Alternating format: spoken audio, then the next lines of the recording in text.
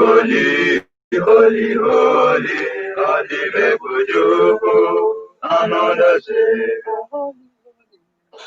The Biafrans have no artillery to speak of. Their only answer to Nigerian firepower is a homemade rocket.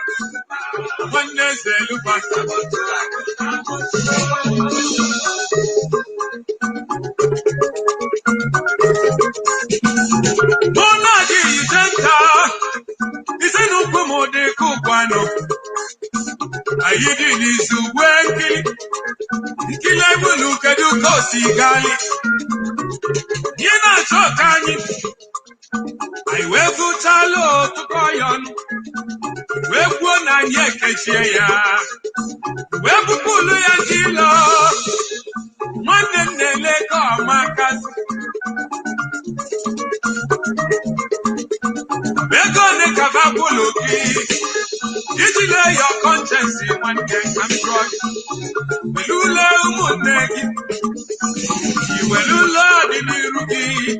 One day, family, man, also go away. One year, come try the back who I gave my back. Umi Belugo. I must have a look about. One day, look at I must have a look about.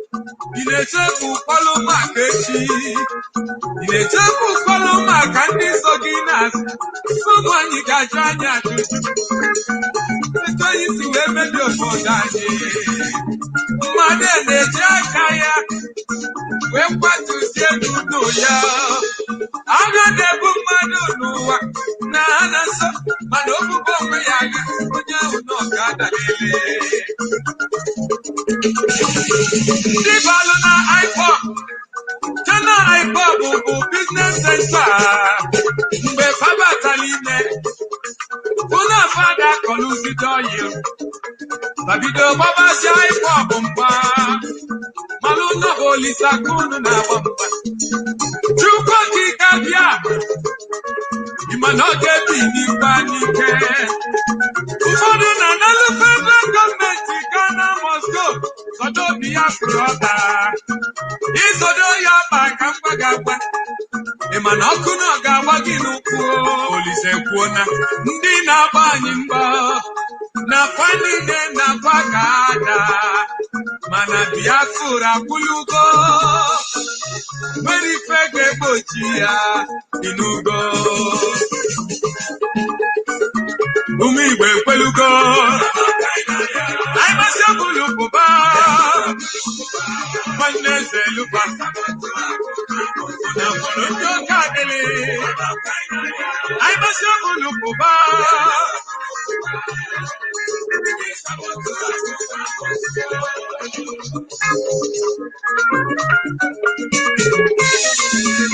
Gwazelunu ndị sabo tụwa dị njọ. Enwelu sabo na Asia, enwekwalụ sabo n'Europe, enwelu sabo na North America, nwekwa na South America. Ịma na bajuru n'Asia, bajuru n'Australia, ịma na ha nọkwa n'Africa, ịma na sabo juru eju n'ala Igbo. Kedu maka small sabo? Ndị obere sabo? Na wow. Ekusi okwu n'Igbo pụba.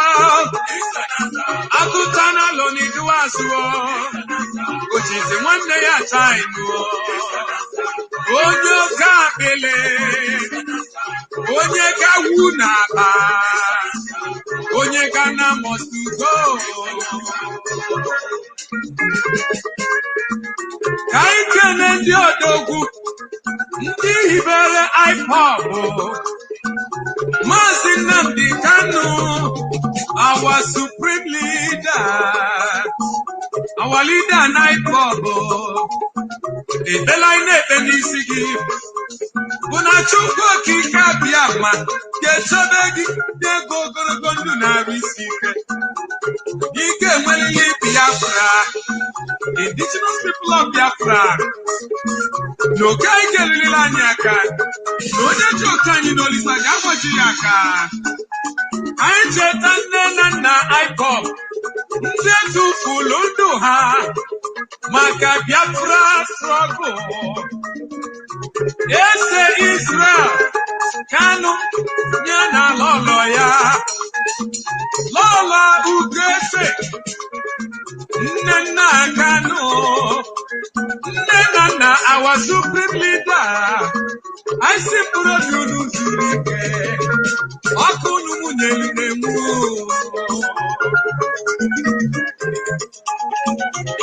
Kedu maka Uche Okafor, Uche Mefo, Deputy Director, na anyị keneli ya Olisaga na agbaghị ume. Obodo chi gọziri manyekwa ha mmanụ. Obodo chi gọziri manyekwa ha ile. Yes, abani yo, iji bani yo, kodise kofu bani yo, ika gani yo. Obodo chi gọziri manyekwa ha mmanụ. Obodo chi gọziri manyekwa ha ile. Anyị na-ekene Mazi Nnamdi Kanu, the leader of IPOB. Na-ekenekwa Mazi Uchenna Nwafọ, deputy leader IPOB. Anyị na-ekene mmadụ dịka George Onyibe. Na-ekenekwa Mazi Ugwu Okechukwu, obi nwanne ndị Igbo. Na-ekenekwa Mazi Chukwuebuka Ezugwu, SP Ọkabọs. Na-ekene mmadụ dịka Darizi aka na-echibi nke mbụ na Biafra niile. Biafra anyị nọkwa ya o.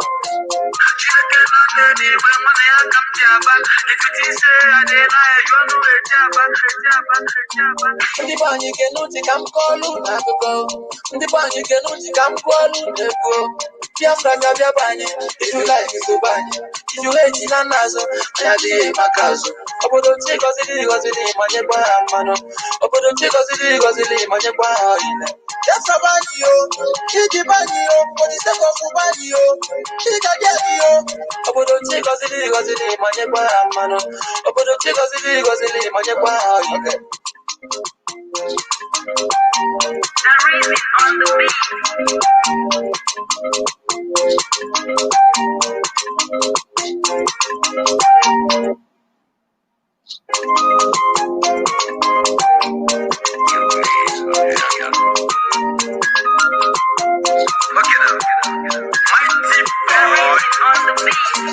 Ndị be anyị ga-enuti ka m kọọlụ n'akụkọ. Ndị be anyị ga-enuti ka m kọọlụ n'egwu. Biafra ga-abịaba anyị, ifu like isobe anyị. Ifu hate na n'azụ, anyị adịghị maka azụ. Obodo chi gọziri gọziri ma nyekwa ha mmanụ. Obodo chi gọziri gọziri ma nyekwa ha ile. Biafra bụ anyị o, ịdị bụ anyị o, Odisekọfụ bụ anyị o, ịga dị anyị o. Obodo chi gọziri gọziri ma nyekwa ha mmanụ. Obodo chi gọziri gọziri ma nyekwa ha ile. Nwanne Jedro, ọ bụ na ịdakọ maka Biafra nwanne biko jee nwụọ. Fama na Biafra dị ka Triga nwanne ihe bụ okulu. Hapụ mgba ha na-agba for this nation mejo okulu. We never turning back. Ana m ayọ ndị nọ n'ugwu ha no dey coming back. Anya bụrụ nwunye lot, we never looking back. Ọ bụ na Biafra bịara nwanne obodo a dịkwa dark. Ọ bụ na Biafra bịara nwanne obodo a dịkwa dark. Boys oye, this oye, bụ Biafra nwanne adịghị oke. Mana ndị mbụ nọ n'ogbe nwanne ha bụzi ekwensu kwakọrọ laba ajọ mmụọ kwakọrọ laba Chineke na ndị eluigwe nwanne ya ka m ji aba ifiti ise adịla eju ọnụ eji aba. Ndị be anyị ga-enuti ka m kọọlụ n'akụkọ. Ndị be anyị ga-enuti ka m kọọlụ n'egwu. Biafra ga-abịaba. Edition of our live presentation on this very day. Today is the 12th day, Wednesday, the 12th day of August in the year of our Most High Elohim, 2020. The time now is precisely 4 minutes past 7 p.m. in the land of Biafra, and the same number of minutes past the top of the hour, regardless of where you are, where you're domiciled, where you live, your place of abode. Even those who are listening from their workplaces, we welcome each and every one of you. And as always, as I welcome you, I must also remind you to bring your pen and your paper with you, because this is the very finest university on the face of this very planet Earth. We are propagating the gospel of redemption, the gospel of hope, the gospel of restoration, the gospel of liberation, the gospel of independence, the gospel of enlightenment, the gospel that will take us from darkness into the light, the darkness that will never ever prevail over the lives of those who are called Umuchineke, the chosen children of the Most High. The work we are doing is divine. We have been mandated by heaven to restore this kingdom of God upon the face of this very earth. It doesn't matter what our enemy does. It doesn't matter how powerful we may presume they are. It doesn't matter how many they are. It doesn't matter whatever advantage they feel they have over us because we are from Africa. That we are chosen, and we can assure them that this very Biafra will represent the first last miracle on the face of this very earth. That is why we preach this very gospel. No fear, no favor. We are not going to retreat.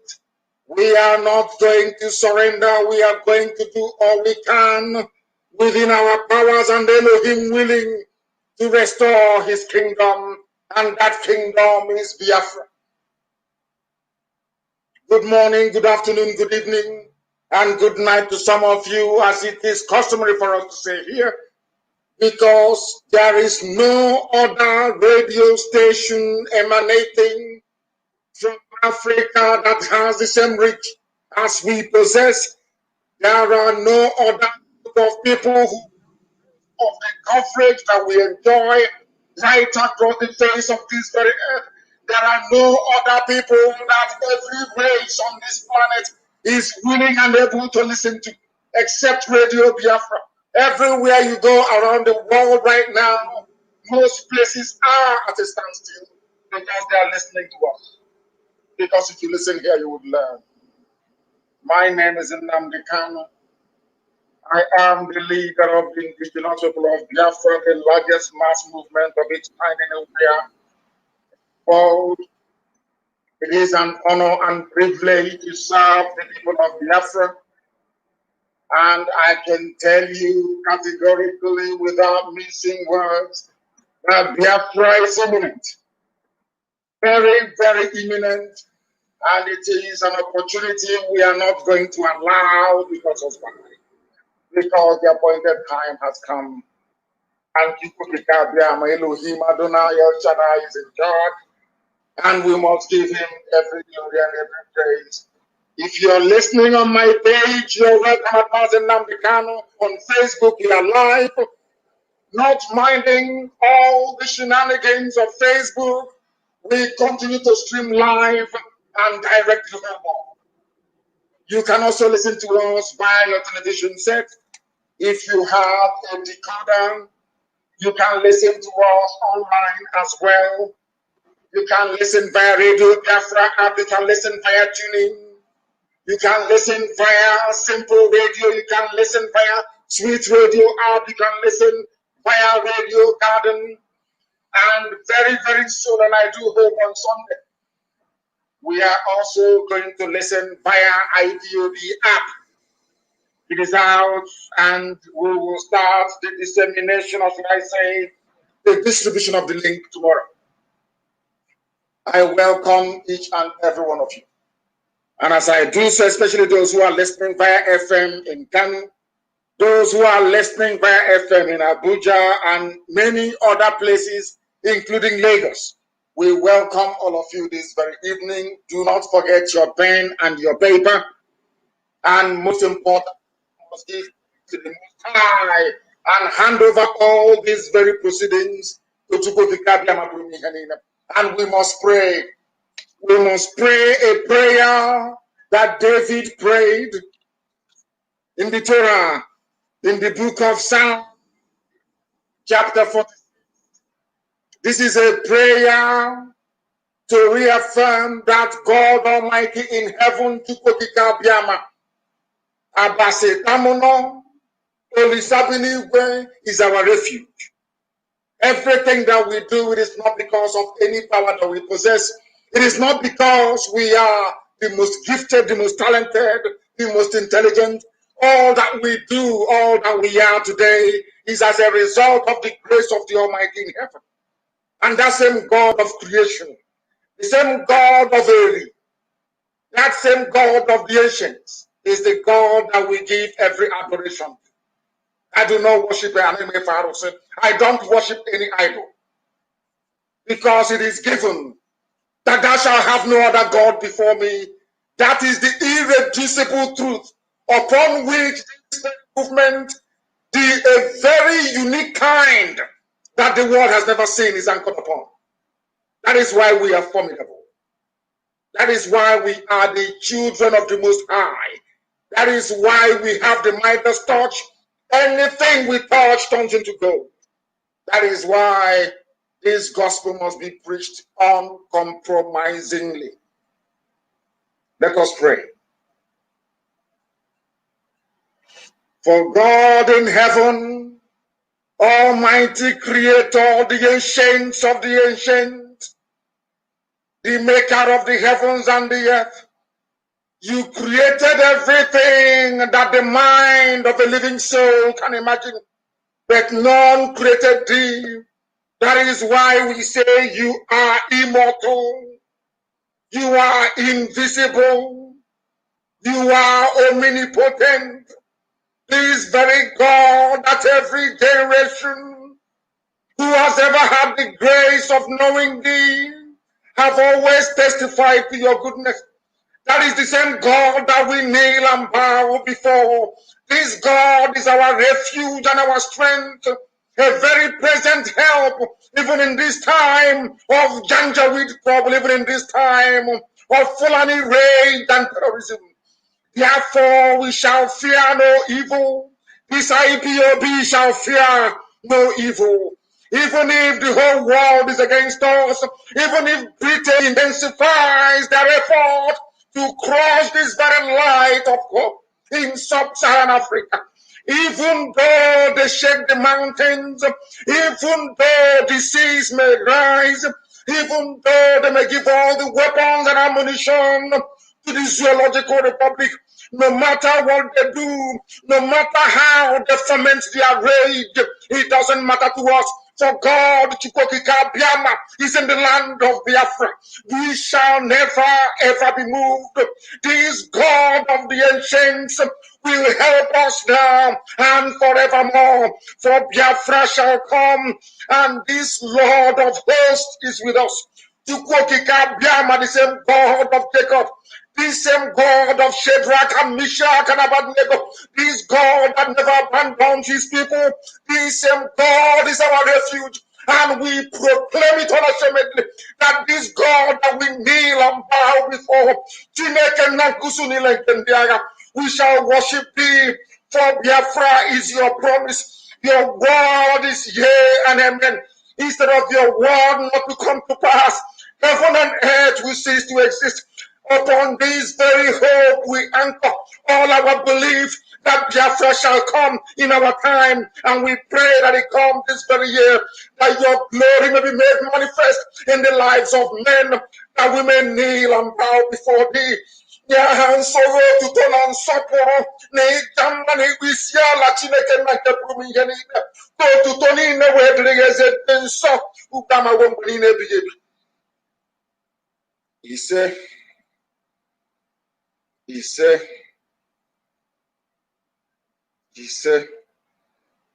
my mother,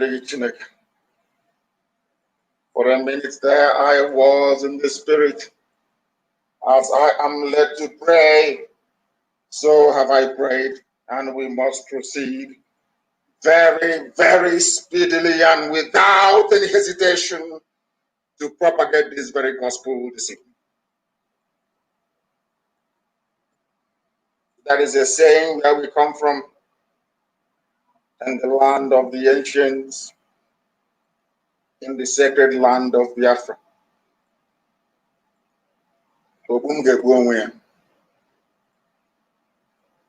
It means that those who have come to kill us will also kill themselves. You must listen very carefully this evening, because the God Almighty that we serve have placed this very burden of banditry, this very burden of anarchy and strife even amongst our enemies. And I start this very evening by referencing a publication in one of Zoo newspapers, and the headline reads thus: bandits attack Katsina, kill one and kidnap two. This very headline this evening and its accompanying analysis is designed as a direct message to those who sponsor terrorism from Fulani land of Kaduna State. I wouldn't say Anambra, it's Kaduna State. Things are happening in Anambra, of course, that is true. But Nasser El-Rufai is the governor of Kaduna State. These are the main sponsors of Boko Haram. I saw a link that somebody posted earlier before I came on air.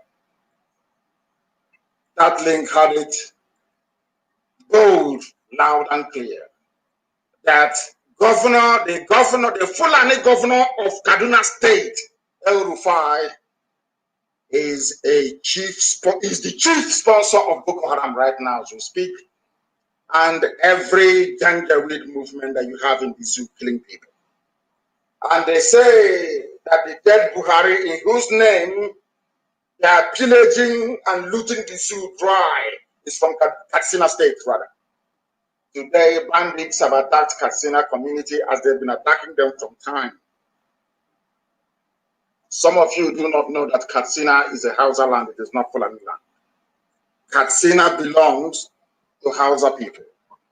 And as I keep reminding us all the time, it was the stupidity of the Hausa people that allowed the Fulanis to come in and take over and establish their emirates across the whole of that part of the zoo. Today, they are paying the price for it. I am reading out this very news to warn Ohanese, to warn Igbo governors, to warn any politician who may be harboring the intention of perhaps wittingly or unwittingly to advance the Fulani cause, which is the conquest of our land. I want to remind all those people, all of you, one after the other. As you can see, I'm speaking very, very calmly.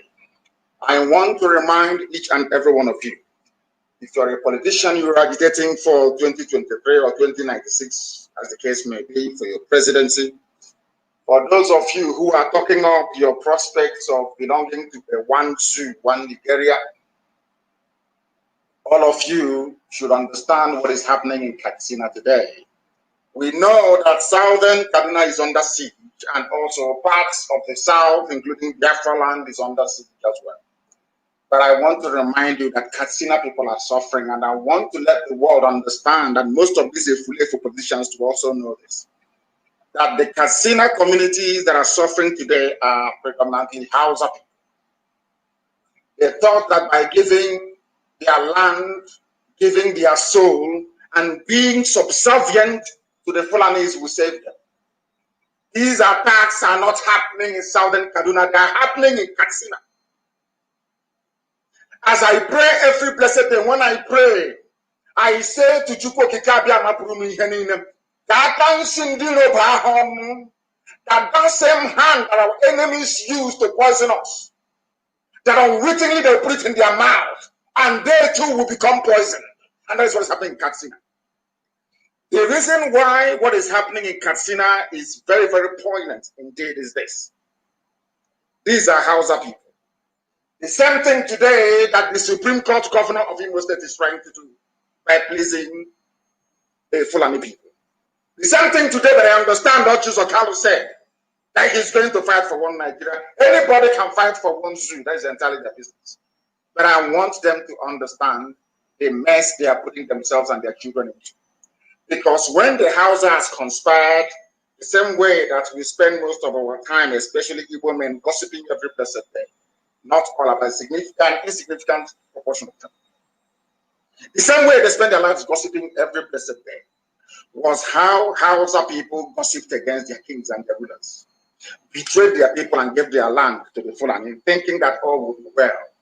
I want to remind the whole world that even after nearly 200 years of having given their land to the Fulanis are still killing them in Katsina, because Katsina is Hausa land.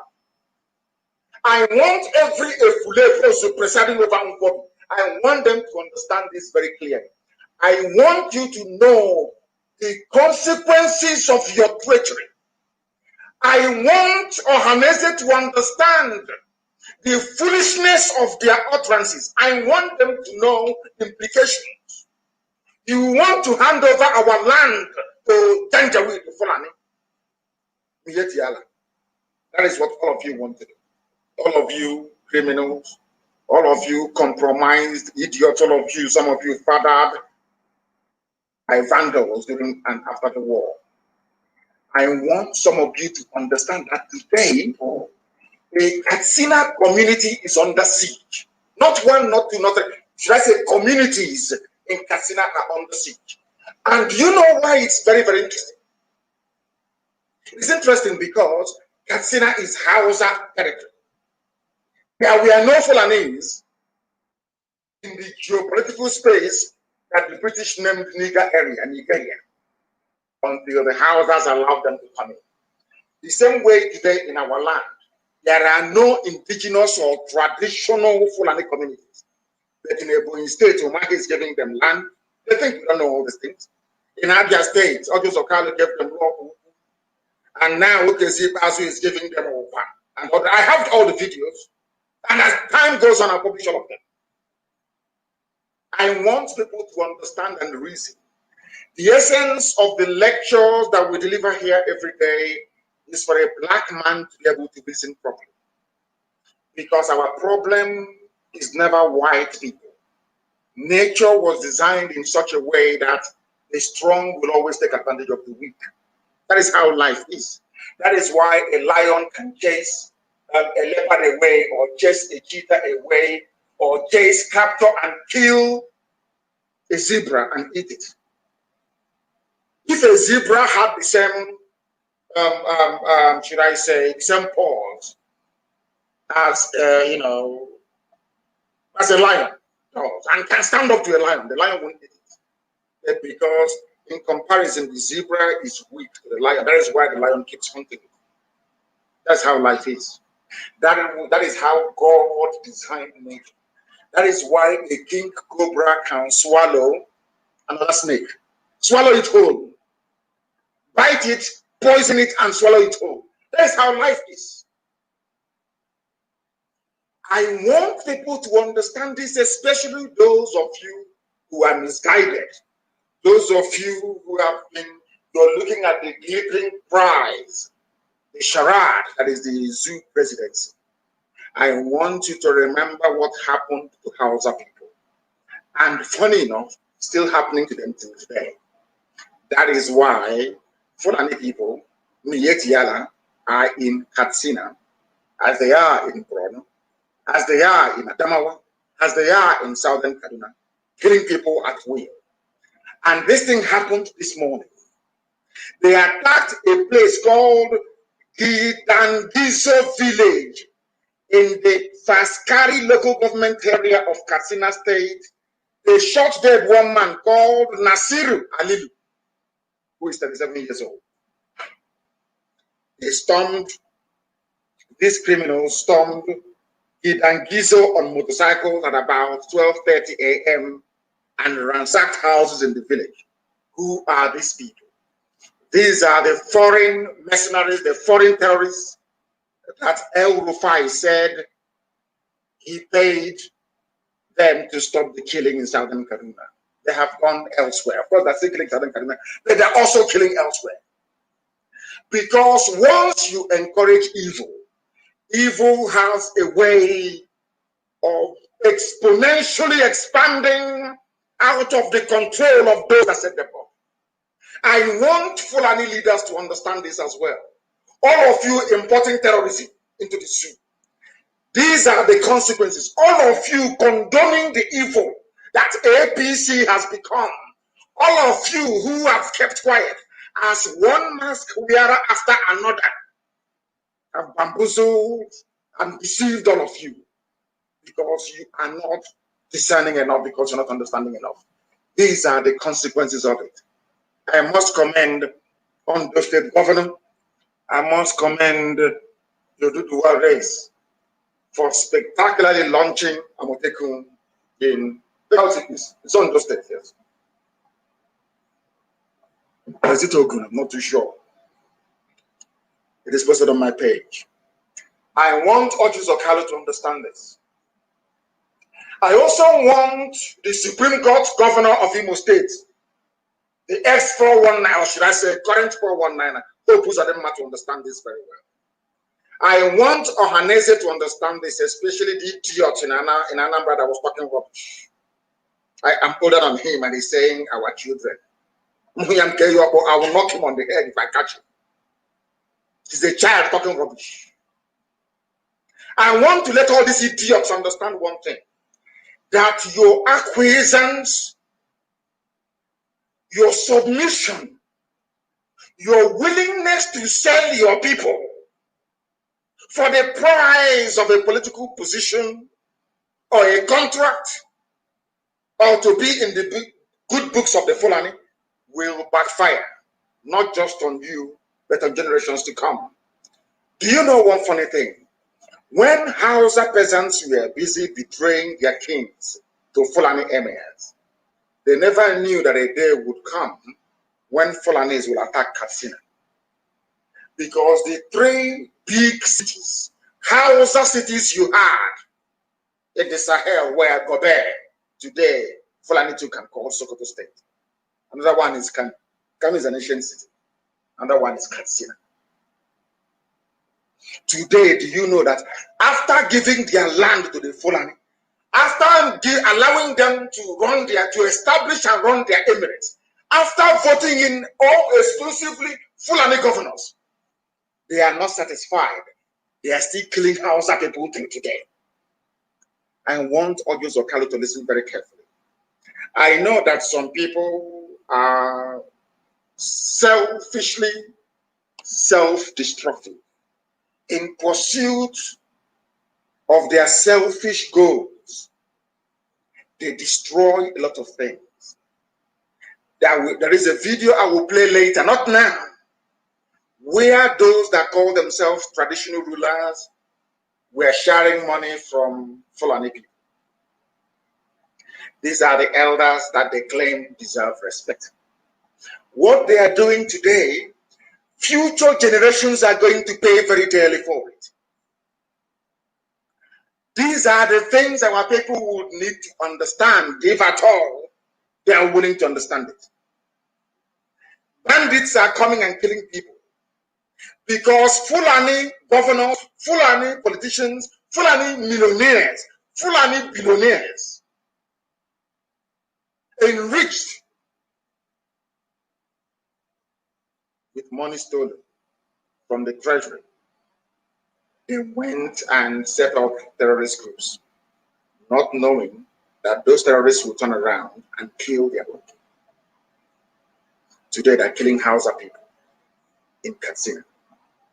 Not minding that Katsina has exclusively Fulani rulership. The emirate is Fulani. The governor is Fulani. Not minding any of these things. They are still killing Hausas there. The fathers, should I say, the forebears of the people you have today in Katsina were those that sold their land to the Fulani. But that didn't stop them from being killed. For the sins of their forefathers, over 200 years ago in Katsina, they have been killed today. This is a lesson I want Kofi Sokalo to learn. A lesson that I want Ohaneze to learn. A lesson that I want the Supreme Court Governor of Imo State to learn. This is a lesson for us all. Because what we are allowing today in our land, if it continues to grow the way it's been growing,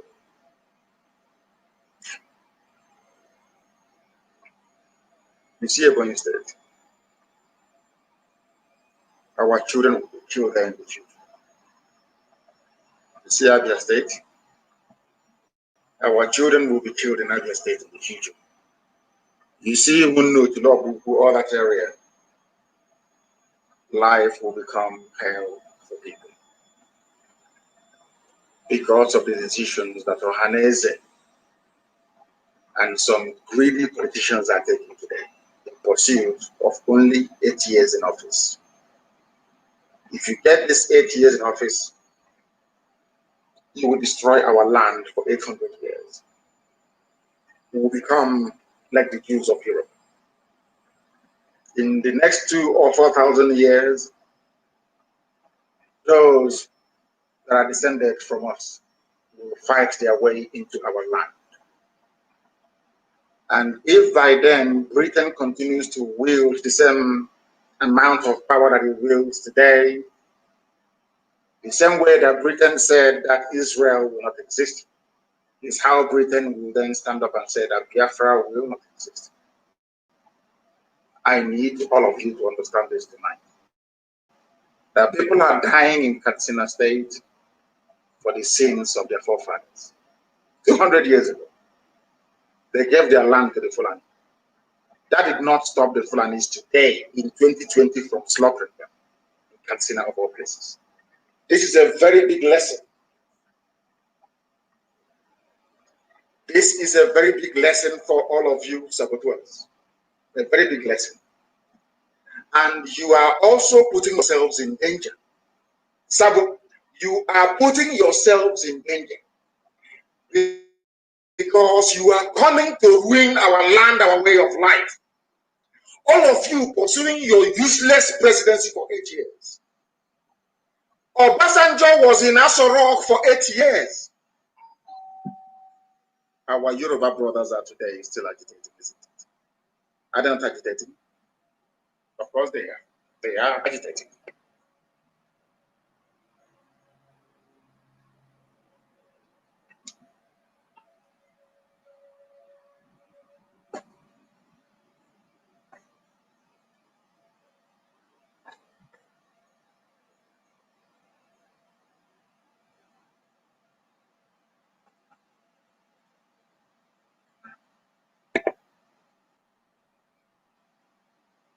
These are the things that I want our people to understand.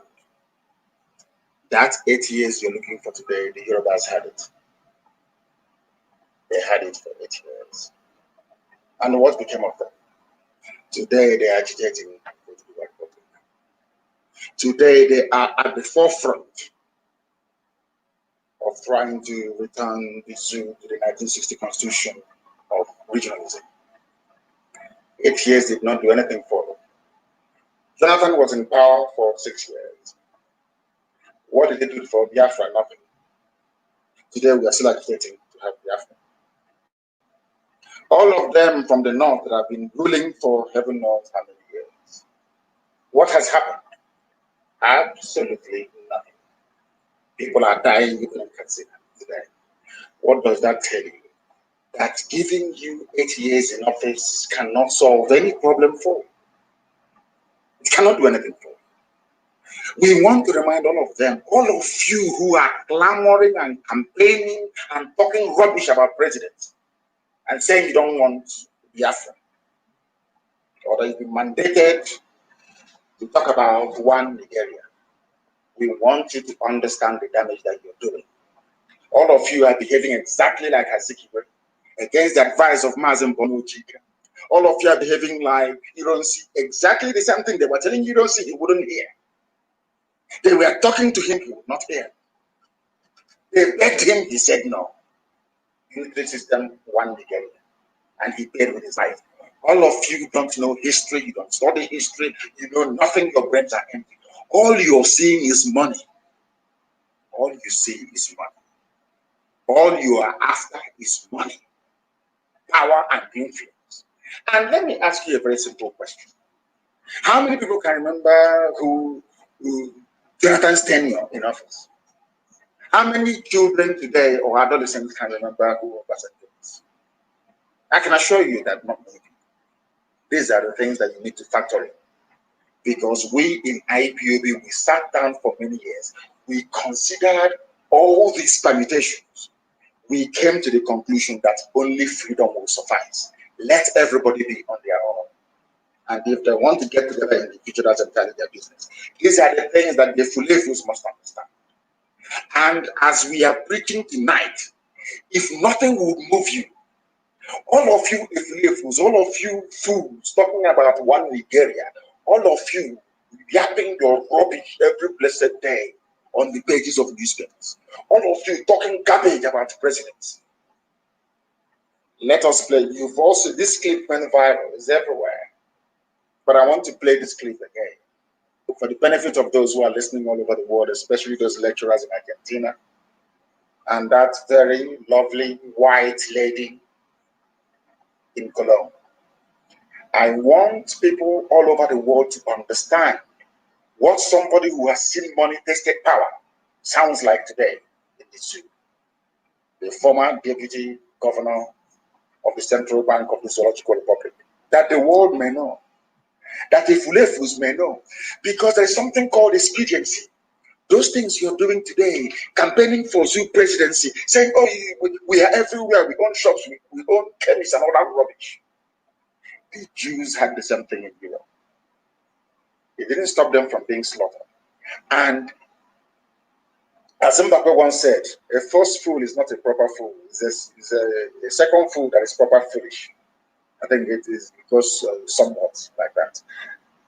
We were killed over 5 million before. The world never questioned. Nobody asked questions. Nobody stood trial. No tribunals were convened or set up. Nobody was tried. Even the fool that killed over 5 million people, Gowan, is walking about with a talent to pray. Listen, if we make the mistake of falling into this trap of one Nigeria, one zoo, one presidency, I can categorically assure you that next time they will kill over 2 million. And as long as Britain is there to protect them, the world will not set up any inquiry. Only 150,000 people die, I would say. I'm not trying to diminish the lives lost in the Rwandan genocide. There was an inquiry. People were killed in the Congo, there was an inquiry. People were killed in Bosnia and Herzegovina, Yugoslav war, there was an inquiry. People were killed in Cambodia under Pol Pot. There was an inquiry. The UN stepped in. 5 million of you were killed and nobody asked any question. If that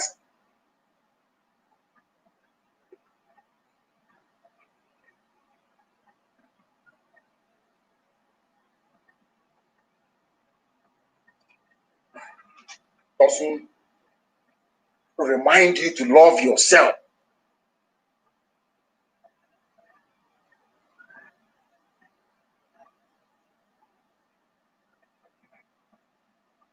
than Biafra, and the Igbo man especially.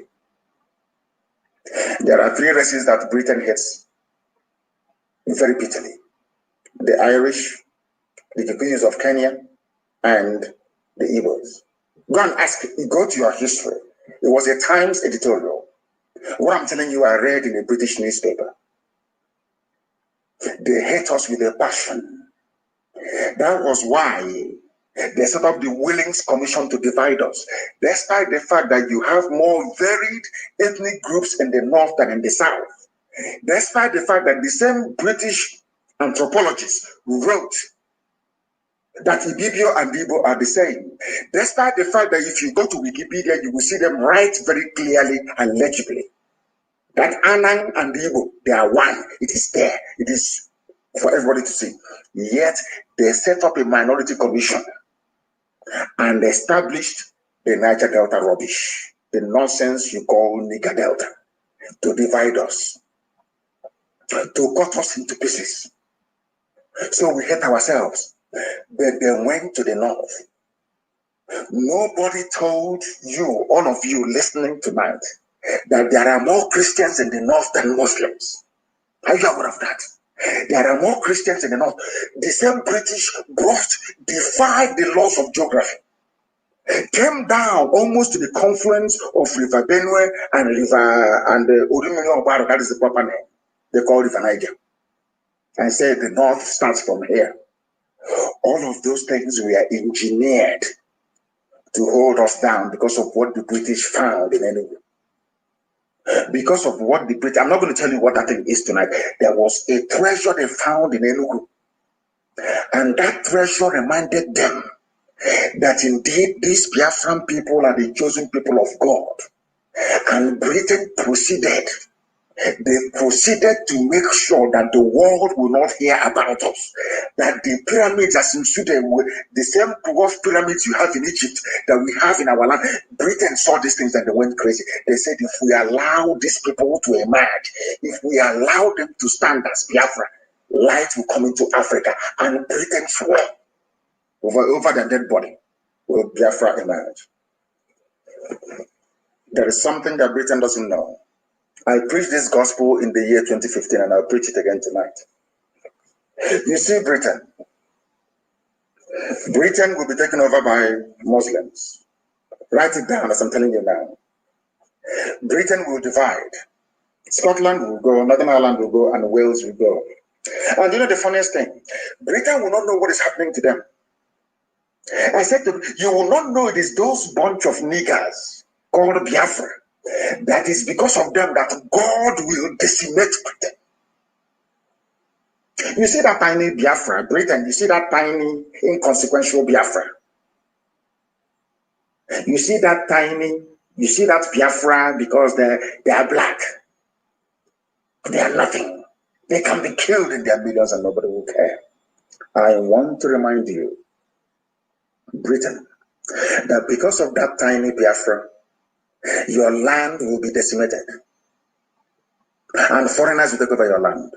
Write it down tonight, 12th of August, 2020.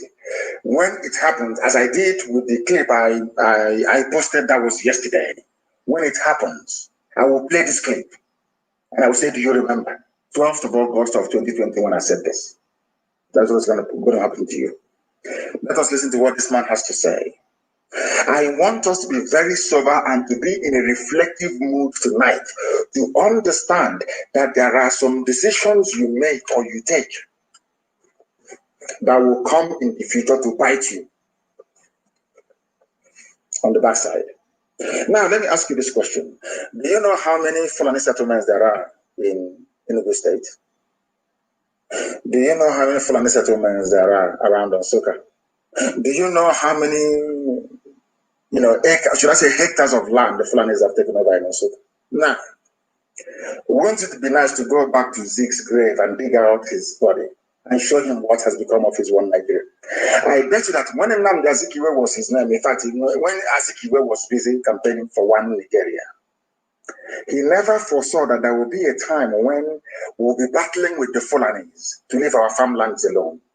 Nnamdi Azikiwe never foresaw that a time will come when mothers, when women in his village will be raped and killed by the Fulanis.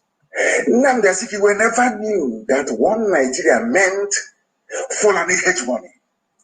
Nnamdi Azikiwe never read the intentions of the British, that their sole aim was to breed a race of vandals, people that can never, ever be educated enough. And as I'm talking to you, please, I'm sorry to interrupt you. Do you know that Facebook, what they do is, when I post something, after every 3 days, they remove it. As I'm talking to you right now, I want to see if I can snap the screen of one of the computers that we are using to broadcast tonight, because very shortly they will remove it.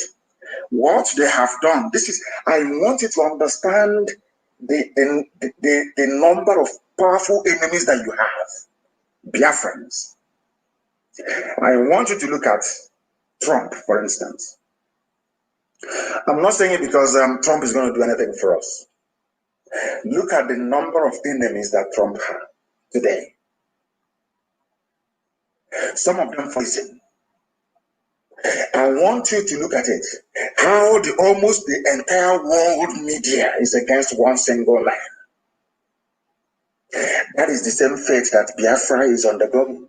For no discernible reason. Hatred from everywhere, including from quarters you feel ought to know better. I want to snap this very screen and I will post it to the whole world. This is what they do every day. When I post something, after 3 days, they will come back and they will remove it. Some of you will notice. What I've said is here, this is your post. He says here, you can't post or comment for 3 days. This is because you previously posted something that didn't follow our community standards. You also wouldn't be able to go live again. As I'm talking to you now, they want to stop the live program. And for them to stop this live program from going out on Facebook, you know what I've said? They dug up a post that I made 3 days ago. This is the first time I'm hearing of this one. That not only are they going to stop me from posting, they said that I can no longer go live. If I click on this very thing now, those of you listening to me via my Facebook page will be cut off. Did we do anything to Facebook? The answer is no. But you see how Satan, because Biafra represents light, you see how hard Lucifer is working. Do you see why I am not surprised when you have politicians and saboteur about 4 shades and sizes, so to speak, rise up against Biafra? Because inadvertently they are working for darkness. The same thing that Britain did in the past is what they are doing today, without knowing it. If you told Zeke that, Zeke, you are being used by the devil, you are doing the devil's work by campaigning for one Nigeria, he won't listen. But today, around the same place where he owns his mansion or his compound in Nsukka, around the 6th flat that he took money from Africa Continental Bank, ACB, and built, that led to the death of Mbono Jike. Not too far from Ibawa in Nsukka, the Fulanis have taken over. He's a learned man, PhD holder. I give that to him. But do you know that this PhD holder could not foresee the consequences of his actions? And today, we are the ones suffering it. That is what I want the Fulefus to understand. That is what I want them to have in mind. I want them to understand all of you campaigning for Igbo presidency rubbish. I want you to understand the damage you are going to do to all of us, to our children, and to their children's children. Goodluck Jonathan was the president for 6 years. Has Ogoni been cleaned up? Has Ogoni been cleaned up? Has he stopped people from fetching drinking water from the same creek that they defecate in and they wash in? What has happened? Do you think that by being in Asarok that you control the levers of power is seriously, is that what you think? The answer is no. And look at the crop of people talking about Igbo presidency. What have they done? They are the ones that pocketed the money meant for Enugu Onisha Expressway. They are the ones that stole the money meant for Igbocha Enugu Expressway. They are the ones who are there as politicians. There is no red line in our area. These are the same politicians who are there. No seaport is open in our land. These are the same politicians who are there. There is no single international airport from our land. People might say Enugu, but if you take off from Enugu, you're going to land in Kano before you proceed to Addis Ababa. If you might say Igbocha, if you take your Lufthansa or Air France traveling to Igbocha, you stop in Abuja first, thereby making it a local flight. Simple common sense. None of these politicians could reverse this draconian, almost punitive economic sanctions against our people. How, therefore, are they going to try and get one over their Fulani masters when their chief sponsor is a Fulani man? How is that possible? That is how I want our people to be able to reason. Now let us listen to what is happening in the zoo. We know everywhere is insecure. We know people are dying, people are being killed. And let us hear from those who are directly being affected, from them who they think is responsible for the mess. That way you will know the mess everybody in. Listen, that way you will know the mess that 200 million people are in. People are in a mess and they don't know it. Let us listen, please. Which is it for you, Dr. Obadiah? Do you think the government is unwilling or unable to protect the people of Southern Kaduna? Yes. In fact, it is not only unable, it is unwilling, and we have good reason to feel that they are part and parcel of the killers. Are you listening? This is Mr. Obadiah. He is the former CBN deputy governor. So I'm sure some of you have seen this clip. It's gone viral, it's everywhere. Later on, you will see that he's been invited by DSS. What he's saying is that exactly what I've been telling US lawmakers.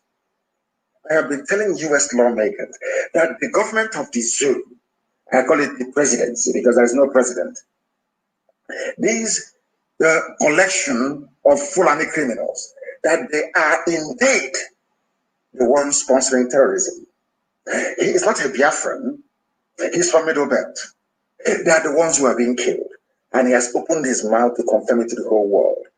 And in the same place where this very news is reverberating, which is in Abuja, the British High Commission is there. The British intelligence services that are there. The US Embassy is there.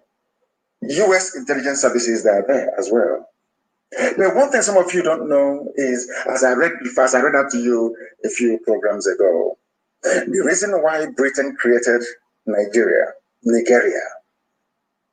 is because they wanted a country with a large landmass and population through which they can control the whole of Africa. That is their aim. The same way that are controlling your lives today through cattle rearers and nomads. Miyetti Allah. Britain is running your lives through Miyetti Allah. That was the plan that Britain had for the whole of Africa. Britain thought that this zoo they are creating will rise up one day to become a major power, both politically, militarily, and economically. So that way, through whoever stays in Adambas or now as a rock, the British will be able to control the whole of Africa. But that backfired. They were backing up the wrong horse. They were putting people into power who never understood democracy nor modern governance. So that project failed. They're now focused on the zoo. That is why they will always want the Fulanis to rule over you. It's a very simple game. They want control of your lives. And the best way to do it is to appoint the Fulanis to do that for them, and that's what they're doing and doing it brilliantly. That is why there are killings going on. Britain have not said a word. That is why Fulani people, Fulani government are actively engaged in terrorism, killing their own people, and Britain hasn't said a word.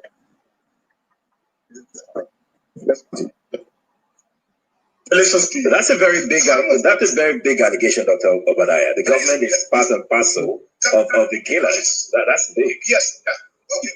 How would the government just say, oh, it is revenge killing and so on? Then you leave it there. Oh, because it is revenge killing and so on and so forth. The body language of this administration, the body language of the state government shows clearly that they have a hand in the killings. No doubt about it. Because, you see, General Abacha, and people don't give him his due. Do you think you have tolerated such nonsense? Now let me make some revelations, because some of us also have our own intelligence networks. Okay. We have met with some of the bandits. We have met with some of their high commanders. One or two who have repented. They have sat down with us, not once, not twice. They told us that one of the northern governors is the commander of Boko Haram in Nigeria. Are you listening? Boko Haram and the bandits are one and the same thing. They have a sophisticated network. During this lockdown, their planes were moving up and down as though there was no lockdown. Moving ammunitions, moving logistics, moving money, and distributing them in different parts of the country. They're already in the south, in the rainforest of the south. Are you listening? They're everywhere. They took. And which people have the rainforest in the south? Is it not Biafra? And Pastor Oduduwa as well.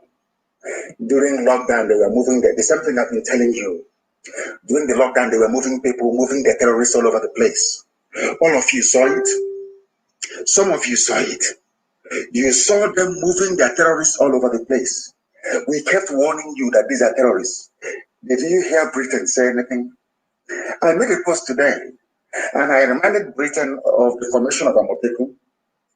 I also reminded Britain that Miyetti Allah have now formed their own vigilante across the entire 36. The day now we launch our own, Britain will be the one to now write US and tell them to please watch IPP very well because they are trying to ferment trouble. Others have come there and they've not said anything. This man is telling you something that should, had this happened anywhere else in the world, there will be pandemonium, there will be a raft of condemnations from UN, EU, everywhere. Ask yourself this question. Why is it that no matter what the Fulanis do in Asarok, there is no word of condemnation from the British? Have you ever asked yourself why? Maybe one day you need to do that. The answers you find, I can assure you, you will not like. Have you heard what this man said? They are now in the rainforests of the south. This is something that the likes of what Jews or Carlo do not know. They don't know that this nonsense they are offering now about president cities, one Nigeria, that Nnamdi Kanu. Look at the mayhem, look at the death and destruction that the Fulanis are visiting upon us today. You know, black people don't learn from history. And we are told time and time, or we've been told time and time again, that history has a very funny way of repeating itself. The same rubbish is happening now. In their own era, it was Zeke, Zeke is learned, he went to America. Can you see his grammar? We fell for that garbage. Today we are suffering. Today some idiots are coming out campaigning. They are the political. Listen to them. The same way that our fathers listened to Azikiwe, look at where we are today. You want us to listen to this breed of almost half-educated illiterates. And think of what shall become of our children in the next 100 years. That is how men reason.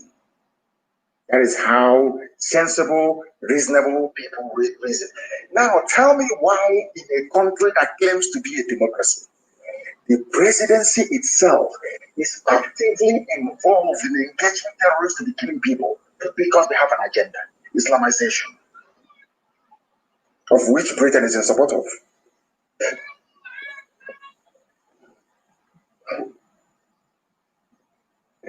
Of which Britain is in support of. Let's listen again. Listen carefully. We leave it there. Well, because it is revenge killing and so on and so forth. The body language of this administration, the body language of the state government shows clearly that they have a hand in the killings. The government has a hand in it. Because, you see, General Abacha, and people don't give him his due. Do you think you would have tolerated such nonsense? Now, let me make some revelations, because some of us also have our own intelligence networks. Okay. Have met with some of the bandits. We have met with some of their high commanders. One or two who have repented. They have sat down with us, not once, not twice. They told us that one of the northern governors is the commander of Boko Haram in Nigeria. That's fine. Boko Haram and the bandits are one and the same thing. They have a sophisticated... The Boko Haram and bandits, they are the same. One specializes in killing civilians, the others are engaging the military.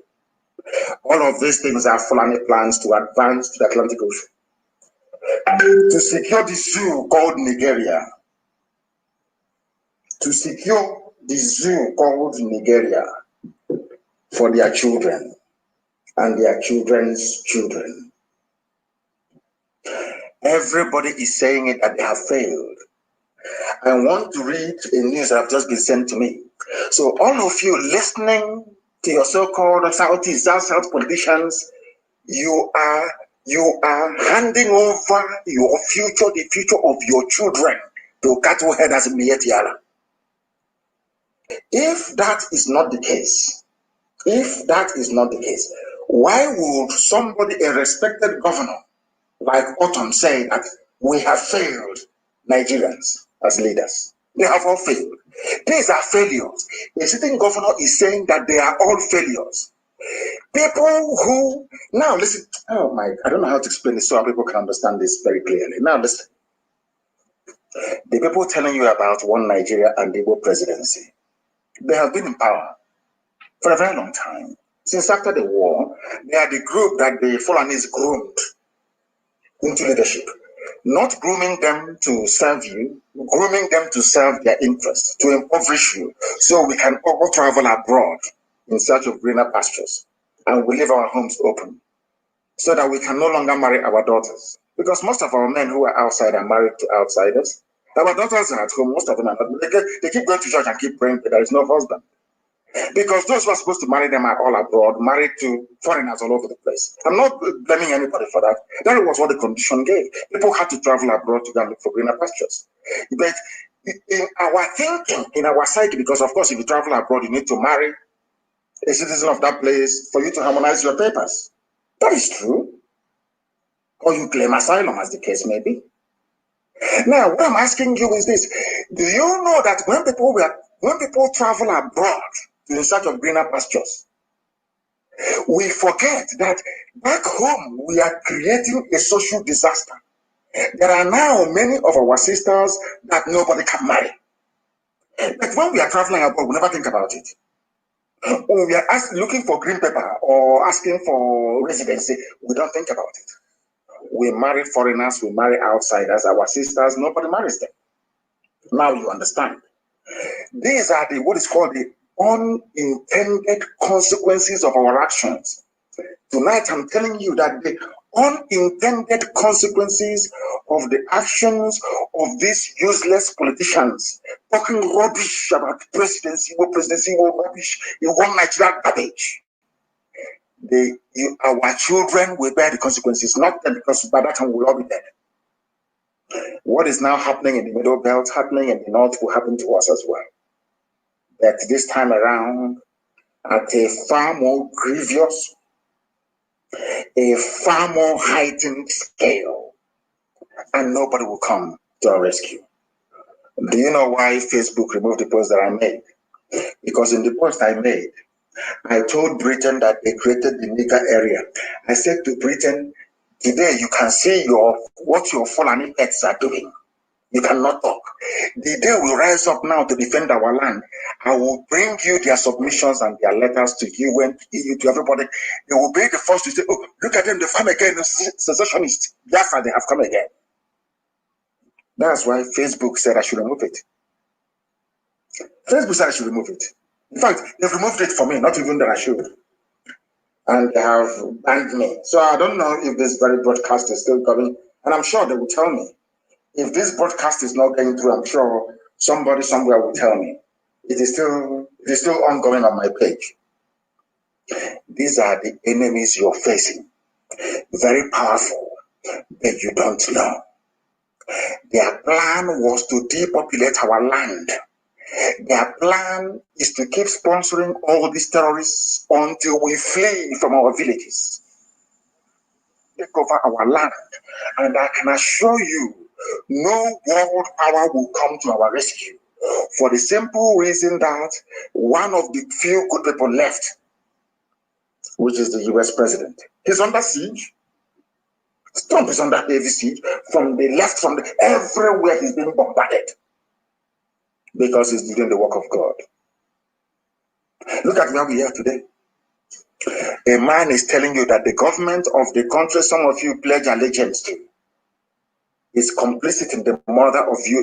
They are slaughtering all of you. And nobody wants to come out to protest en masse. Nothing is happening. Compare that to Lebanon. Where ministers are resigning. People are out on the streets demonstrating in their millions. Compare that to your apathy as a black baboon in Africa. It is very clear. This man have said it all. What else do you want to hear from me? And the reason why I say that Governor Autumn is one of the few reasonable, sensible politicians in this zoo, because he calls it as it is. That is why I respect him. He says things the way they are. He said, allow responsible citizens to carry assault rifles. Only can you believe that people are sick? Can you believe that in a country you claim is yours, Nigeria, only one group of people are allowed to carry AK-47 assault weapons? Who are they? Fulani Miyetti Allah terrorists with their cattle. Every other person is not allowed to carry AK-47. Governor Autumn is saying, allow ordinary people to defend themselves. A sitting governor. The same thing I told the whole world in 2015, that they are coming. I told you they are coming. In 2014, I said the same thing, that they must come. Have they not come now? Now, a governor, the same thing that I said, it's never fell on it. That all these baby saboteurs, they were producing it and giving it to every government of the world. They gave it to the Canadians. They gave it to the US government. They gave it to the Australians, everywhere. There's something I was saying, give us arms to defend our guns and bullets to defend our land, is what a governor said today, in the newspaper. I'll read it for you. Breaking, it says here. It was published by Vanguard newspaper. Let responsible citizens carry guns, assault weapons, to match Miyetti Allah. Miyetti Allah are their foot soldiers. Miyetti Allah is in Boko Haram. They are in ISIS. Miyetti Allah is in Al Qaeda in the Maghreb. This Miyetti, they are the bandits themselves. Your useless Miyetti Allah, they are the criminals. They are the killers. Britain, have you heard Britain talk? No, never. Now listen. The governor of Benue State, Samuel Autumn, on Wednesday appealed to President Muhammadu Buhari, led, because they know he's no longer there, led federal government to allow responsible citizens to carry guns such as AK-47 to prevent criminals from attacking harmless Nigerians. Was it not what I said at World Igbo Congress in 2015? This was what I preached on Radio Biafra in 2014. After how many years? About 5 years, so to speak. A governor is saying it. And nobody is charging him with treason. Nobody wants to hang him. Nobody has made an attempt on his life to kill him. I survived 2 assassination attempts. One at Bakala, one when they stormed my house. 2 attempts to kill me. I have the videos. I have not shown you the video of the one at Bakala. Some to shot it, he was with me. One day I'll ask him to release it. I have survived 2 onslaughts. They were shooting at us. At Bakala, ask Bakala people, they will tell you. Ask the war, they will tell you what happened that very day. They said that we had juju with us. That was why the guns couldn't penetrate. In the videos, you will hear them, you hear the guns going off. But none of us was hurt. We escaped the assassination attempt 2 times. He has said the same thing that I said in 2015. And he's still alive. People don't reason. That is the problem with the black man. I will keep saying it. Let us leave what Autumn said. Autumn is a good man, the governor of Benue State. Let us go to the Catholic bishops. Are you going to accuse them of treason as well? Is Britain, are you going to accuse Catholic bishops of treason? The same Catholic bishops rose up and said, defend yourselves.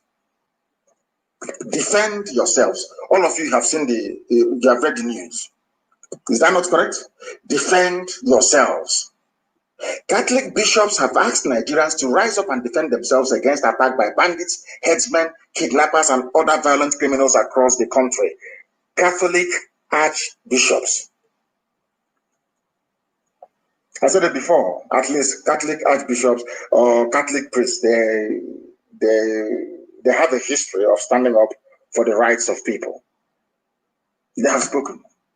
Pentecostalists, they won't say anything. They want tithe and offering. Catholic bishops have said it. This Catholic bishop said in 2020, I said in 2014, 2015. Now tell me, have they committed treason? Have these bishops, Catholic bishops, have they committed treason? How can somebody be coming to kill you? They claim is from Mauritania, somebody from Mali, somebody from heaven knows where, coming to kill you. Because if you catch them and say, oh, they are foreign bandits, they are foreign terrorists, coming to kill you. Yes, somebody is telling you not to defend yourself. You listening to such a fool, are you not an idiot? You see, when I speak, they say I insult them. Tell me, people that exhibit this level of idiocy, why they shouldn't be entitled to insult. Nnamdi Kanu said it. You said, bring him, let's hang him, let's kill him.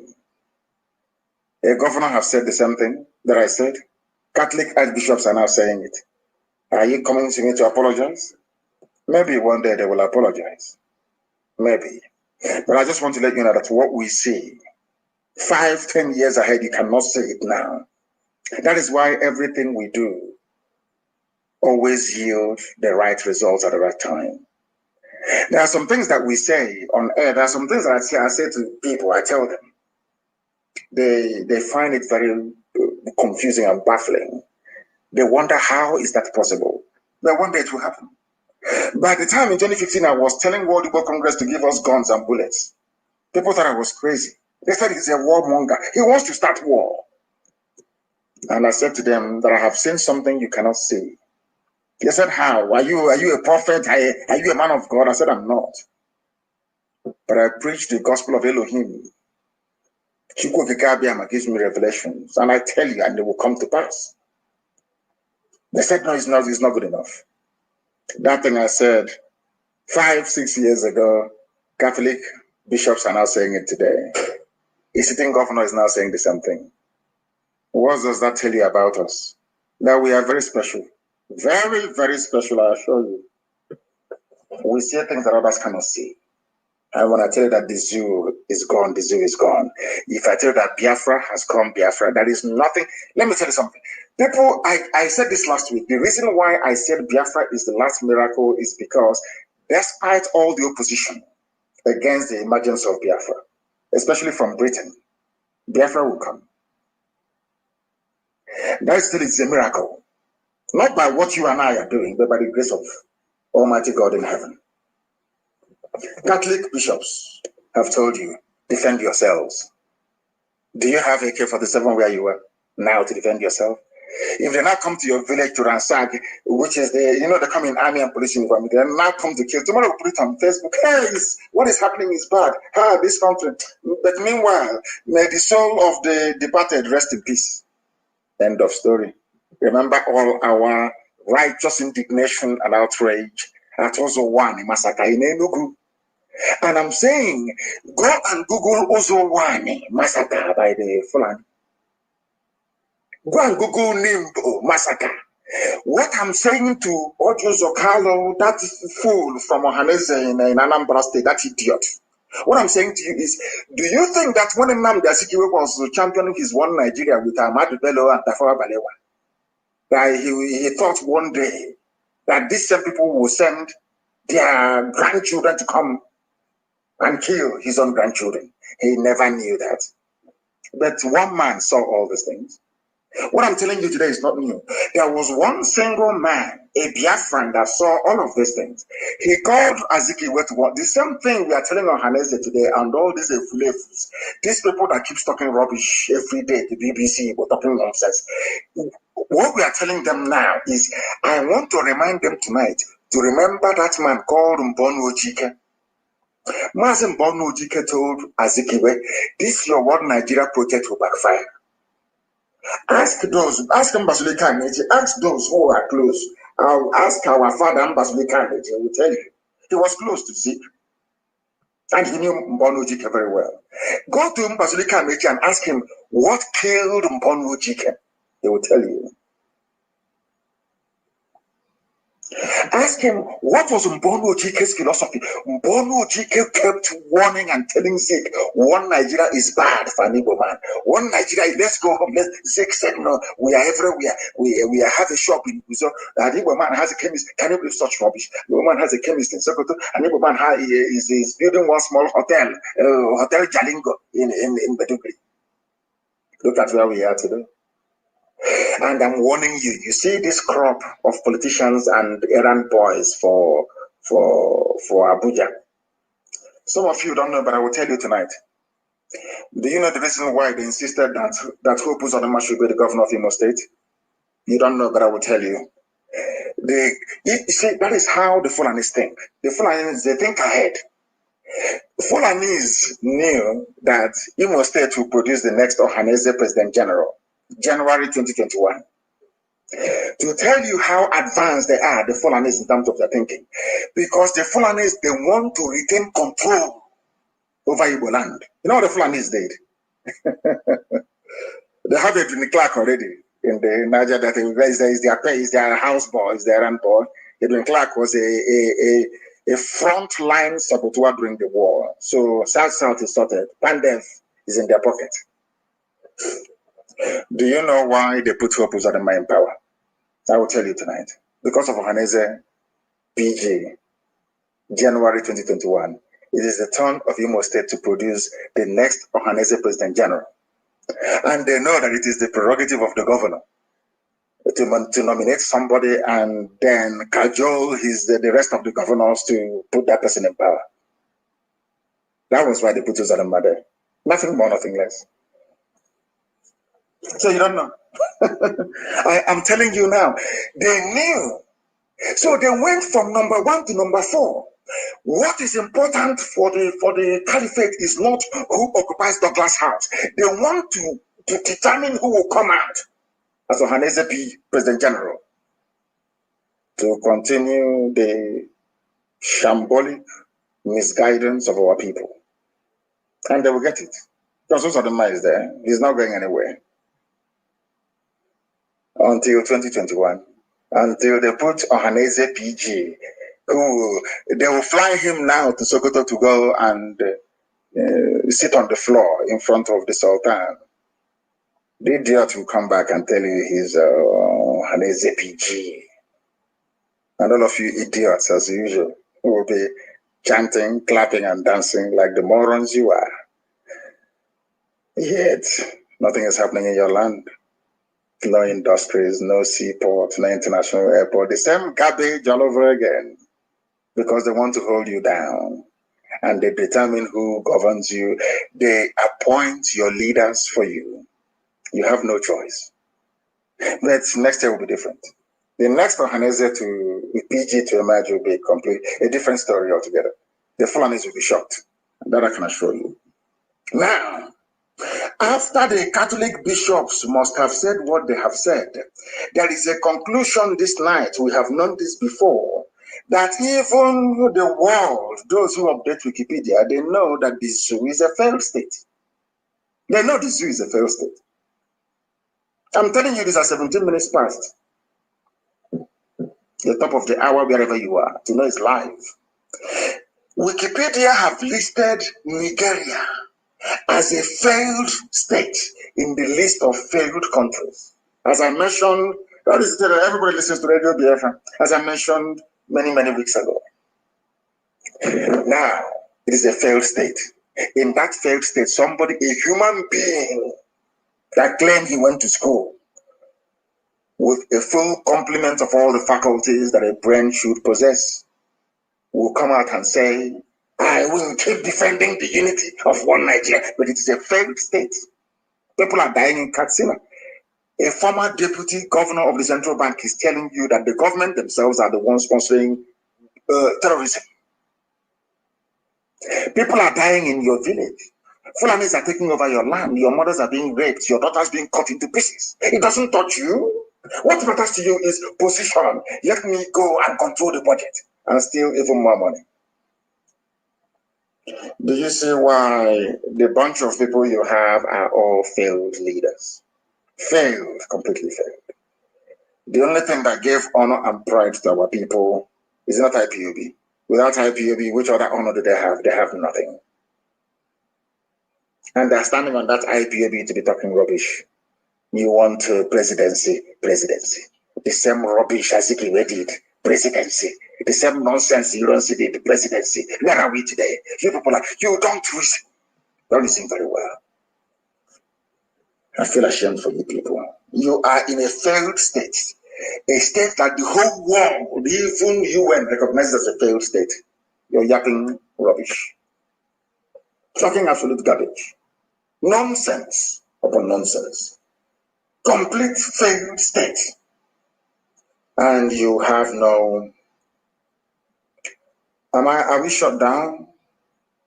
They said we've been shut. Is that possible? I don't think so. Pastor Jack is saying that but I can see that Facebook is on. It's not been shut down. If it's shut down, I'm sure that Chinasa, Maka, and all the rest of them.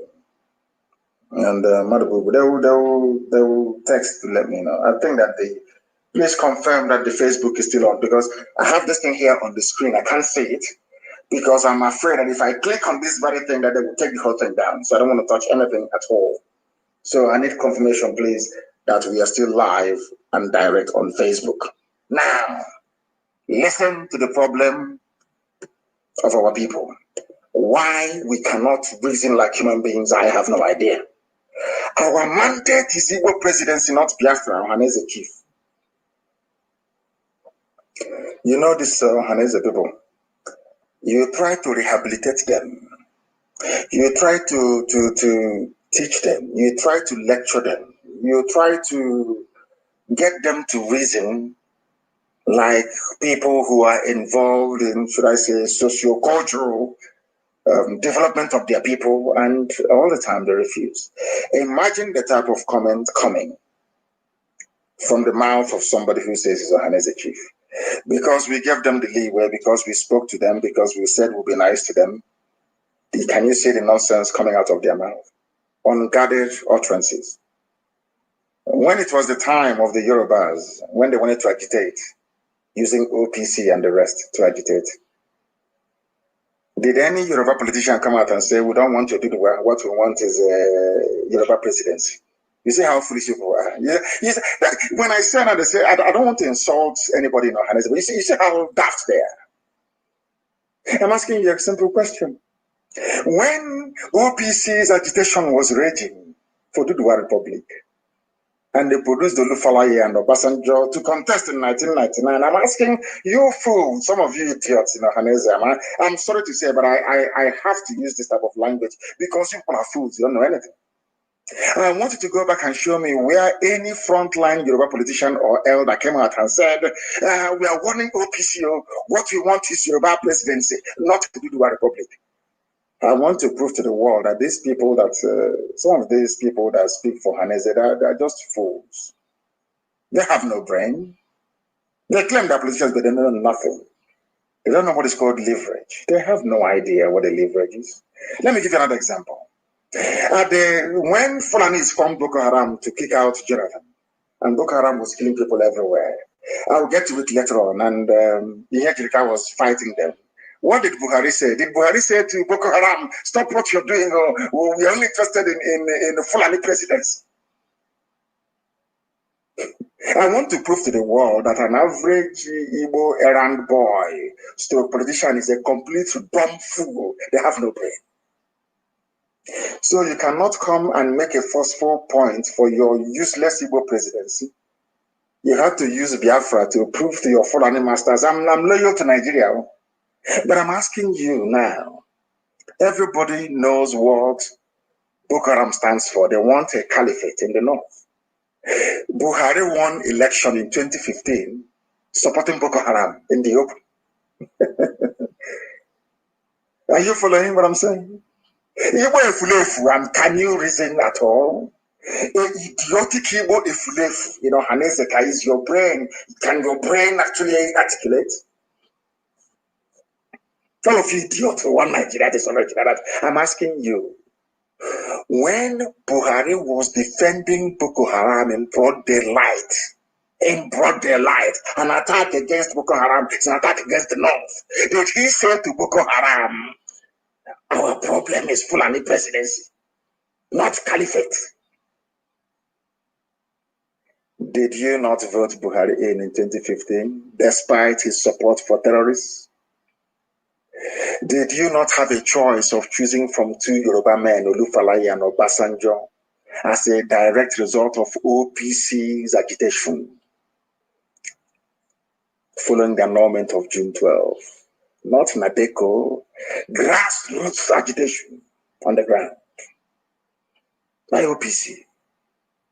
They gave them two presidential candidates at the same time.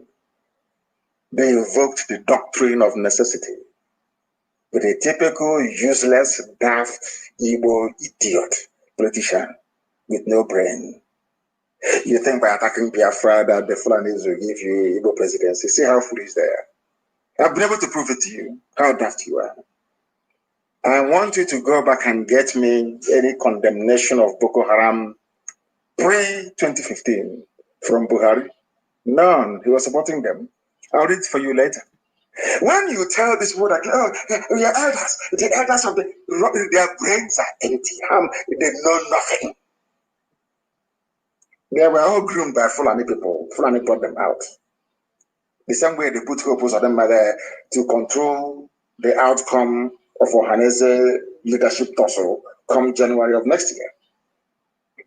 So I'm asking you, I want you to show me where a Yoruba politician rose up in 1999 or before and said, our problem, Kanyadams, you're warning you, our problem is Yoruba presidency, not all these things you're doing.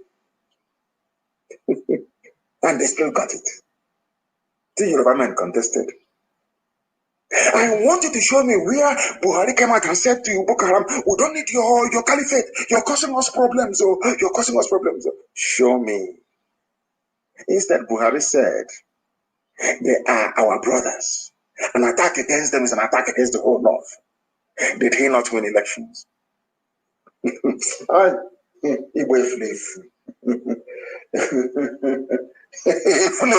They know nothing. Yapping rubbish. We want Nigeria. We want from Nigeria. I defend one Nigeria till I die. People talking rubbish. Our mandate is Igbo presidency, not Biafra or Haneze chief. Because we made the mistake of talking to them. Have you seen? You see their lives? You see how they behave? They have no brain, no knowledge of history. Stupidity everywhere, from top to bottom. Stupidity everywhere. All they do is, we are elder. Their brains are. And I said to them, don't foolish young people grow old. All some of these baby saboteurs we have now, they're not going to grow old. So when they grow old, they become elder as well. Is that correct? We are preaching the gospel of redemption, please. Live and direct. Live and direct. And the Vanguard newspaper today rushed and published it. Igbo elites have turned down on Nnamdi Kanu's rhetorics to achieve restructured Nigeria. Only Igbo politicians, or should I say Biafran politicians, they are the only ones that think that attacking their own people will advance their goal. When I came out, I attacked the enemy, the Zoo state, Fulani Janjaweedism. But some of this, do you see how they groom their baby saboteurs to follow after them? A slave life. They never attacked the Fulani Janjaweed. They never attacked what is happening in the zoo. It is Nnamdi Kanu's rhetoric. So by speaking this way, you want Fulani to love you and embrace you. So what you're saying to Fulani is that we are prepared to sacrifice Nnamdi Kanu to you, as they have done on 2 occasions. We can kill him for you if you want. If that is what they're saying in effect is that if Ipob and Nnamdi Kanu is the reason why you cannot give us presidency, it will leave it, promise us anything, we'll kill them for you. That's what they're saying. Do you see the saboteur mindset of an Igbo man? Sabo to the core, to the bone marrow. Do you see what they are doing to themselves? Do you see, when we speak now, they say, oh, please don't insult them. But do you see how they're insulting themselves every day? I ask them a simple question, and I don't want any, go write it down. If you see any Efulef, including this idiot, I don't know his name, any Efulef, ask the Efulef. Throughout the agitation of OPC, I want you to show me where a Yoruba man came out on a national newspaper and said, OPC, stop this thing you're doing, or what you want is Yoruba presidency. I said, show me one article. Again, show me an article that says that they don't condemn Boko Haram. What we want is northern presidency, not caliphate. Show me one article. You will see no. You know the funniest thing? Their politicians backed OPC. They got the presidency. Fulani politicians backed Boko Haram, a terrorist group. They got the presidency in 2015, and they're still that till today. You people that every time you keep sacrificing yourselves to the Fulani, have you gotten anything? Ordinary vice you cannot get. Ordinary Senate president you don't have. You have nothing. That is the price you pay for sabotage. Treachery. You think they don't know in the north? They know now, they're laughing at you because you're dumb. You wear that cap and you're talking rubbish. You're an elder, a little boy. In IPOB, we have council of elders in IPOB. We have crowned heads in IPOB. We have kings. In fact, let me put it this way, traditional rulers. And a chaff, you know, a complete chaff. He's calling them youth.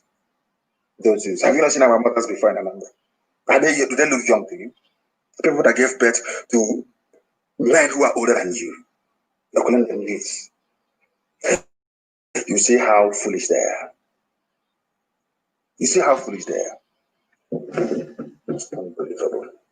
Unbelievable. That's their lot. That was how Zeke saw them down the river. And today you're suffering it. You're not suffering it today. The same Ifulefu mentality. I want to prove to all of you that this very effort to Islamize, to take over our land, is a concerted effort. And the reason why I like other people, and you know, the stupidity, I'm not saying that there are not some, of course, there are some Biafran journalists who are very good. They will always try to be objective and report what is happening. But there are those who are fools. I want to use Daily Trust in the north and most of the Lagos-based newspapers in the west to also educate our people. I want our people to understand this. I want Biafrans to understand this very simple logic. The same way I've been able to prove to you that throughout the agitation of OPC, for Ududuwa State when they perceived the injustice of June 12 annulment. They agitated. No Yoruba man came out to ask OPC to stop what they're doing until they got Yoruba presidency. The same thing happened in the north. No northerner came out and said to Boko Haram, stop what you're doing so we can go and get Fulani presidency. No. Two of them were working together. As a result of Boko Haram, Buhari got into office. As a result of OPC activities on the ground, the Yorubas got presidency. They never attacked their frontline activists. Never. Only an Igbo man does that. And that's why they have nothing. Do you see how foolish they are? Do you know that Daily Trust newspaper is a Janjaweed paper advancing the Fulani cause? And they know that the last line of defense is IPOB. They know that. That is why they will attack it. Let me tell you what they claim. An Igbo man wrote.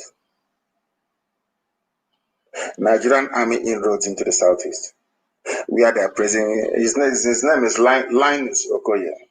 He was writing and praising Fulani army killing their own people. An Igbo man, Linus Okoye.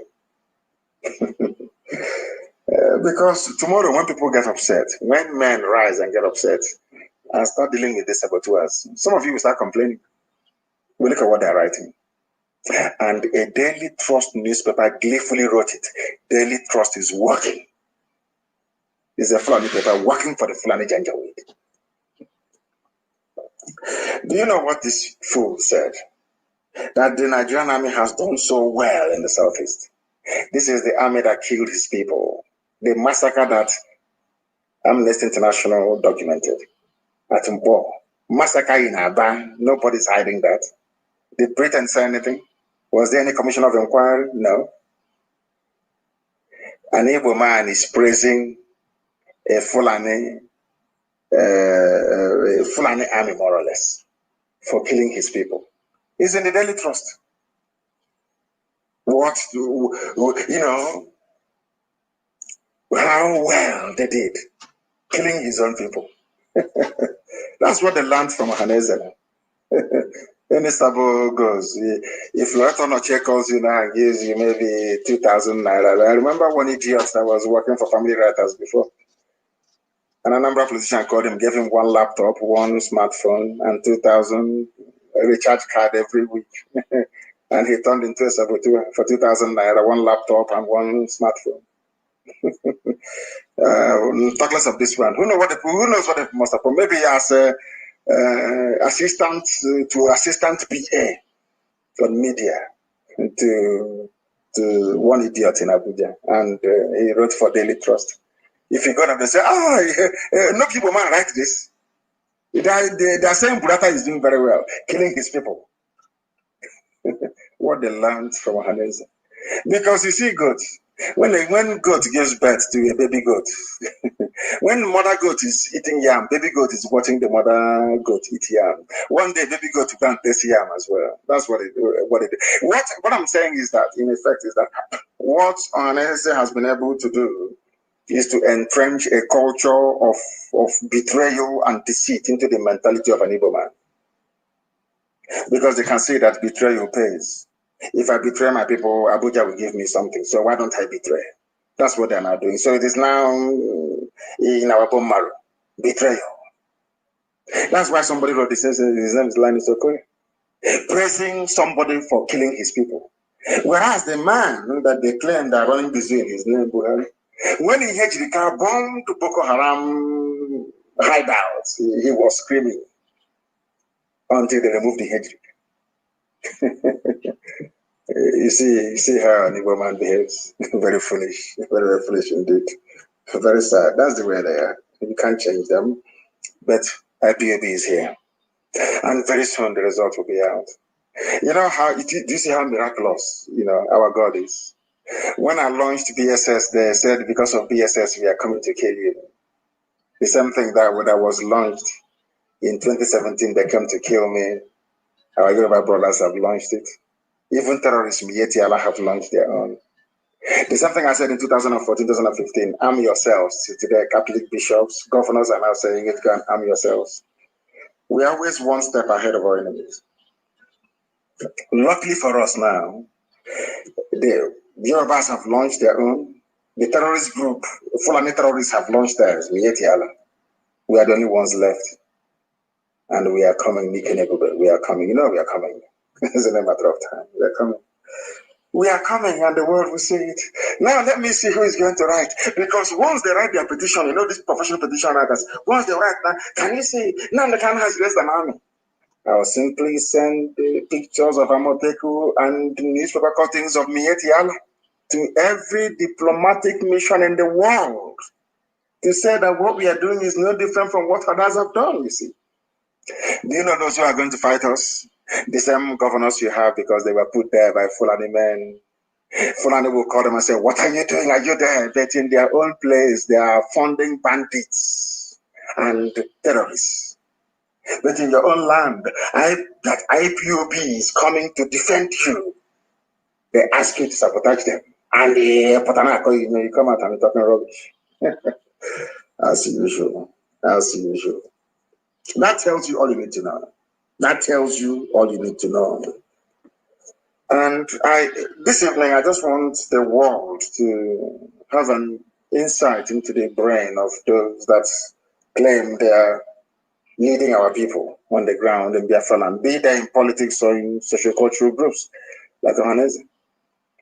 Uzodinma petitions the National Judicial Council, I think that's what it's called, NJC, the AGF, his Fulani masters, over Supreme Court governor tag by the PDP. That was yesterday. He wrote to them saying, PDP are calling me Supreme Court governor. And the question tonight, are you not Supreme Court governor? Who will make you governor? Did Imo people vote for you? The answer is no. How did you emerge governor? You went to Supreme Court. And you know, it is another thing that I find distressingly baffling is this. How we all forget so easily. They went to Supreme Court. Supreme Court tabulated the number of votes cast. And it is more than what INEC submitted.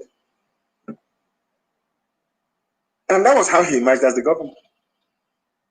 Supreme Court sat down and said, well, let's make him governor. Some of you thought he's the Fulani Caliphate. They want Uzodinma or their pet, their stooge, to give them an Ohaneze PG that is loyal to them, even more loyal than the present one you have. That's why they put this ex-criminal there. 419 in Lagos. He was the secretary of 419ers in Lagos. He was a professional scammer, a thief. He will write a letter and tell you, come and buy, or we want to sell a plot or land to you, and they scam you. These are the type of leaders you have. This is the type of person who emerged, that they chose, a criminal they know is a rogue, to be Imo State governor. And Ohaneze visited him, solidarity visit. No honor, no dignity, no discipline. Oh dear. Welcome to the world of mad people. Imo State Governor Hope Uzodinma has petitioned the National Judicial Council and Abubakar Malami, who is himself on that probe and investigation, over the tag of Supreme Court governor, used to describe him by the PDP. Hope Uzodinma, who brought you out, is it not Supreme Court? Not only did the Supreme Court bring him out, this Supreme Court, full of monkeys with horse wig on their head, they sat down. Number of voters in Imo State was 850,000. Supreme Court conjured up 935,000. And the simple question was, or is, where did you get the extra votes from? They don't know. Is INEC not your umpire or electoral referee set up by an act of parliament? Yes. If I want to know the number of people that cast their votes to put in that terrorist sponsor, El Rufai in Kaduna, who do I go to? I go to INEC, not to Supreme Court. So Supreme Court, who did you go to determine the number of votes cast in Imo State? Nobody.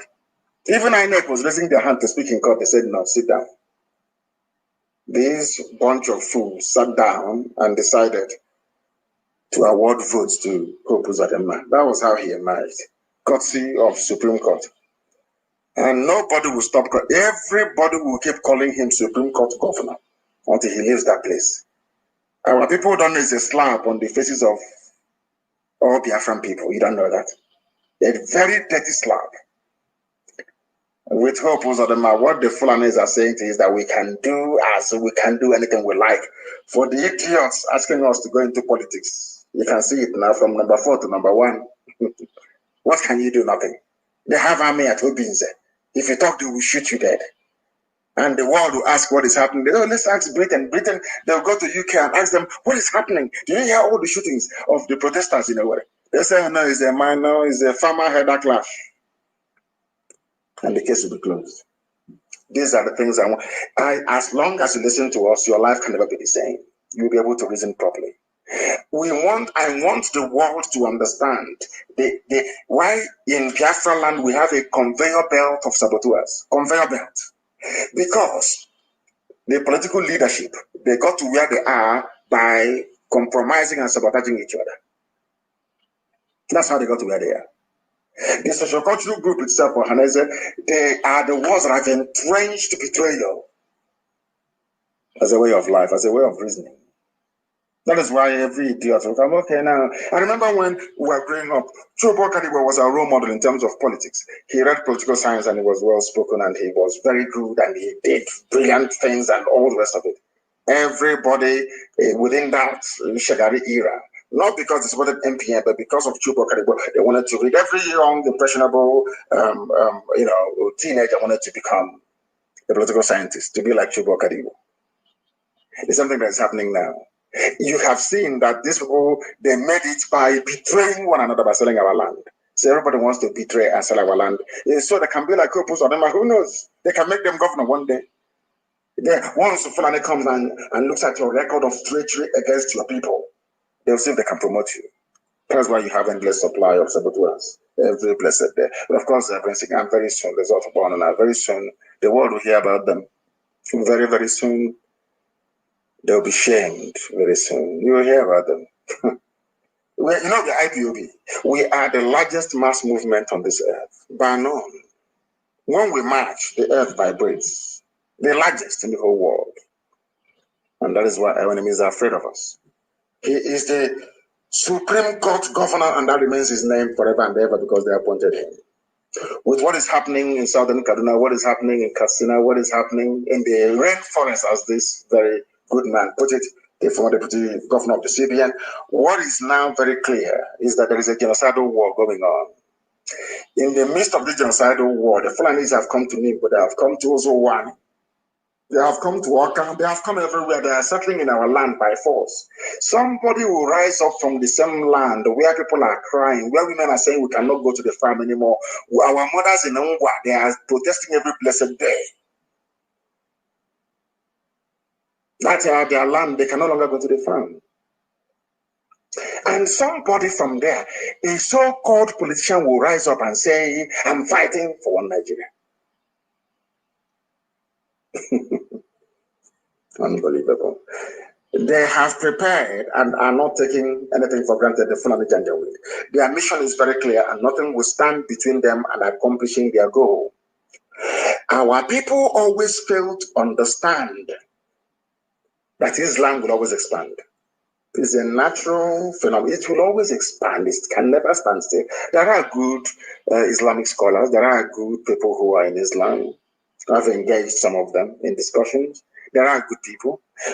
Somebody's religion is something very private. It's between you and your God. Anything you want to worship is entirely up to you.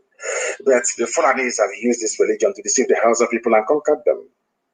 They used it to deceive the Gwari people, the Nupe people, convinced everybody, conquered them all the way to Igala land. Do you understand? And they're still using it till today. And it will not wash with IPOB. And we are saying to them, to the whole world concerned, we are very intelligent, we have scientists who can make things happen. And as I said, in the not too distant future, the results will be there for all to see. We don't care what you say. I don't give a damn what you're going to say. I don't give a toss. You know us, not the way we operate. We don't give a damn what the world will say. The Biafra must stand. If you ask me to stay in the zoo, that means you want me to be Islamized by force against my will, and that will not happen. It won't happen. And as I keep saying, there is nothing I have said before that I have not done. And when I say that Biafra is coming, it's coming. It doesn't matter what the enemy is. It doesn't matter. Instead, all of us will die there. I'm saying it in the open. Cut out this clip and send it to diplomats as they normally do. Cut it out. And as you're cutting it out, you also know we are doing our own. All those things you said about Boko Haram, all those things that El Rufai did, paying killers, all those things, we are also supplying them. We know you bribe them. We know that the diplomatic community in the zoo, they are corrupt. We know that you pay diplomats. Once they come to the zoo, you give them $1 million each to start with as a welcome package. So they can be sending false reports back to their home nations. So we know that for sure. They were not going to tell you that Biafra is truly the last miracle on this earth. No matter what you do, you can't stop Biafra from coming. None of the fulefus, all these idiots talking rubbish, nonsense. We want presidency, this president. All of you, when the chips are down, you will run. You will go to Katsina and do your presidency there. Mad people everywhere. You people are sick in the brain. You're the only ones who can climb the grizzly pole of political patronage by disparaging your own people. How foolish. Now listen, they are coming. And they will not stop until they conquer all of you. You know that it's a saying that will come from the when they are carrying somebody else's corpse, you don't feel it. Once that person is not your relative, you don't feel anything until it happens to you. And always have, if you've learned nothing tonight, have this at the back of your mind. All the one Nigeria garbage that Azikiwe played, where did it get us to? To tell you how much they hate us. To tell you how much Britain and the Fulani, how much Britain has turned the brain of the Fulani to hate. Once they see a Biafran, they see an Igbo man, it is pure hatred, is this. The day that I realized that Ojukwu never seceded, the day it came, but if you see how they went into history books all over the world, even on secessionist, you will think that Nigeria has been existing for the past 6,000 years. Nobody took time to say, but these people have been existing before you created your Nigeria. Nobody said that Ojukwu went to Aburi and negotiated a confederation with Gowon. Nobody said it. Nobody wrote and said Ojukwu stayed in Enugu and said, no, I will not go back to join a one unitary Nigeria. On Aburi I stand. They never said that, which was restructuring. So all the idiots talking about restructuring, want to restructure, I ask you, what did Ojukwu go to Aburi to do? You know their brain is so shallow. You know zoo education. They don't retain information. The thing about the brain of your average Nigerian, a monkey in the zoo, is that they have a sandy brain. You pour information, they retain it for one day, and it keeps speculating until they go to the toilet and they urinate it out. And it's gone. They don't know how to hold anything for reference purposes. They don't know the reason why you go to school and you learn is for reference purposes. You tell them something, they cannot retain it. You say to somebody now, the reason why I don't believe in Nigeria is because look at those that believed in it. Where are they today? Like Azikiwe. When he or she wants to respond to your argument, they forget entirely what you just said. They go to a new point. They say, oh, but I want to be a Nigerian. But those that went before you and preached one Nigeria, their villages are now under Fulani occupation. Do you still believe in one Nigeria? They can't answer. And then the next day, they go back to the old argument. That is the brain, very porous brain of these people. In all these genocidal conflicts, lives have been lost. And I want all of you to understand that the reason why the Fulanis are getting away with murder, literally, is because Britain is supporting them. As I said, immediately after the Second World War, there was a gentleman's agreement, reminiscent of the 1884-86 Berlin Conference on the partition of Africa. Do you know what they decided? They said that anywhere you are remains your area of influence. Although we may give them their flag as independent nations in Africa, they will still control their destiny. Ask me how, and I will tell you. Some of you don't know this, but I've said it before, and allow me to repeat. You see Togo, after Benin Republic and before Ghana. Do you know that Togo was a German territory before? Togo was a German colony. It was given to France as compensation or reparation after the Second World War. Are you aware of that? Togo in Africa, that had nothing to do with the war in Europe, was used to compensate France. Do you know that Cameroon was also German? Do all of you know? You see Cameroon here, both Ambazonia were their brothers of Ambazonia, and the North. Do you know that they were controlled by Germany?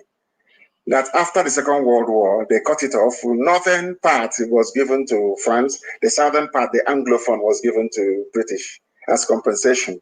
You see Africans in our villages fetching water from our stream, trying to make ends meet. They were in Europe, discussing who will own us. That was how Togo became a French colony. That is how Togo is today using CFA. Do you understand how they share your lives? So anybody telling you that Britain doesn't decide what is happening in this zoo, you are either deceiving yourself or you are completely daft. They still see Nigeria as British territory till tomorrow morning. You cannot do anything there without going to Britain first. Why is it then, why therefore is it difficult for all the French West Africa to break away from CFA? Break away now, listen. You can talk, you can do all your meetings you like, but France is controlling you, and so shall it be. Because you're niggers from Africa, you have no direct control over your lives. You sold your future, your fathers betrayed you, all of you.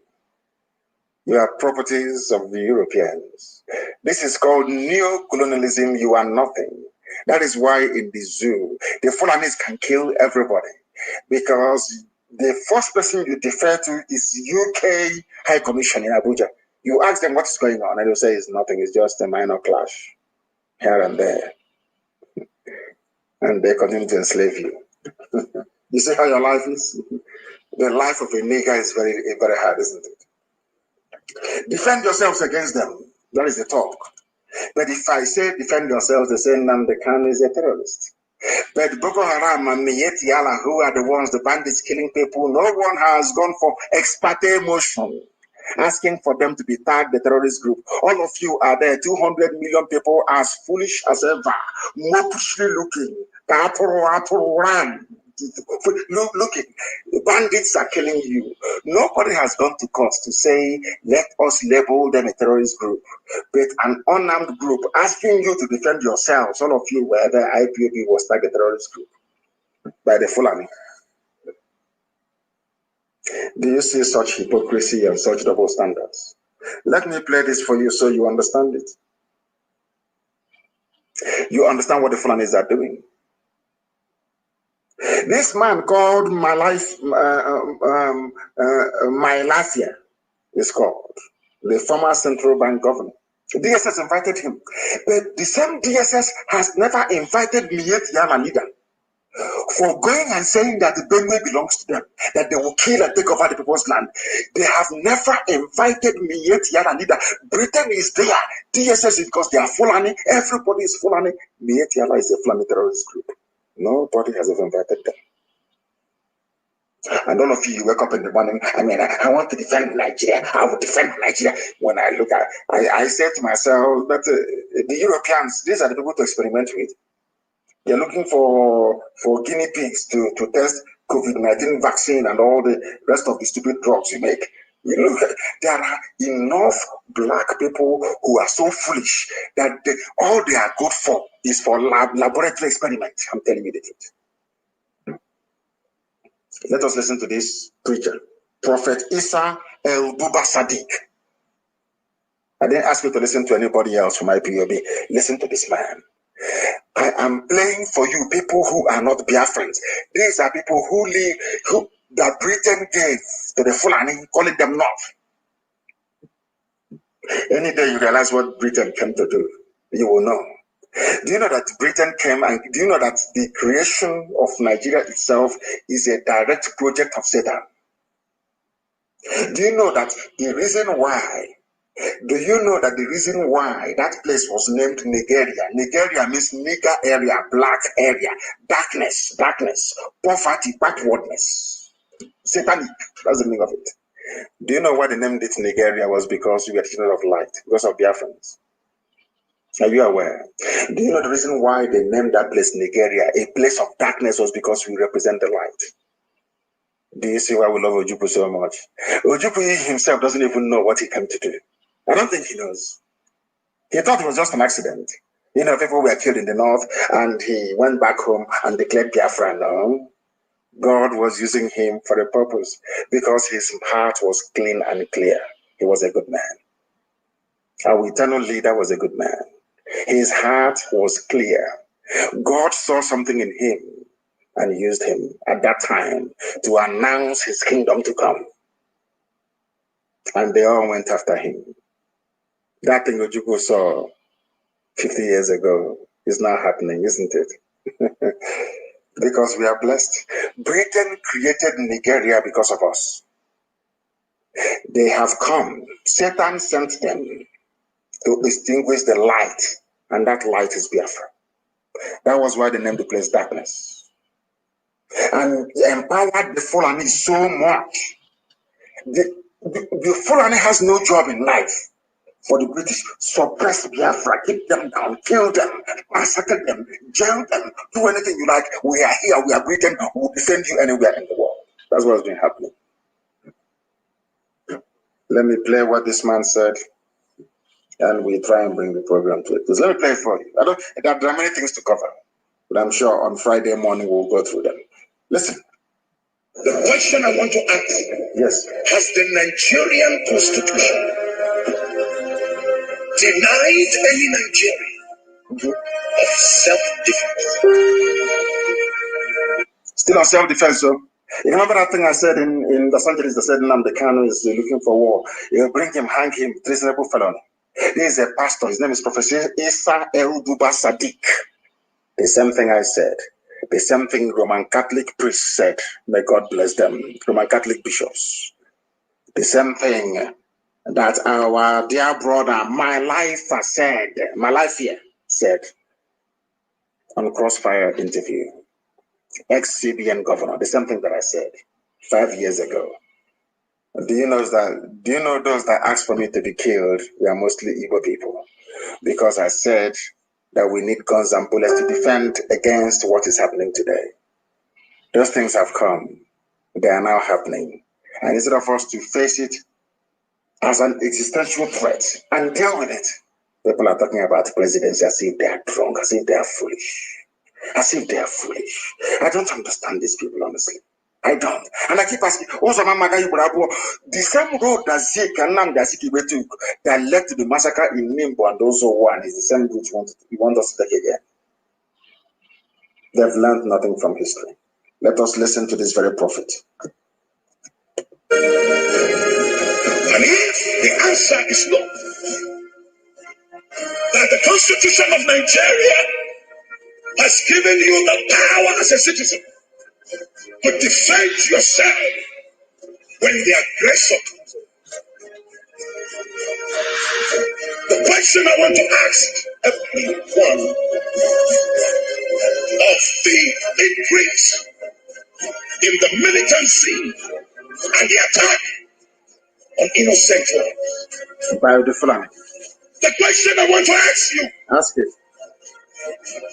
What stops you from defending yourself? What stops you from defending yourself? The same thing Nnamdi Kanu said 2014, 2015. Everybody is now waking up to that reality. The same thing that IPOB formed, DSS, that people are now forming today as vigilantes to defend their nations. We are always one step ahead of our enemies. And when we unveil who we are, the whole world will be shocked. Then they know we've not been sleeping, we've not been joking. Then we tell them that this same Biafra, if you don't give it to us, we'll all die there. I'm telling you. We'll all perish there. All of us will die there. We'll have nothing. Let us tell them we are learned people.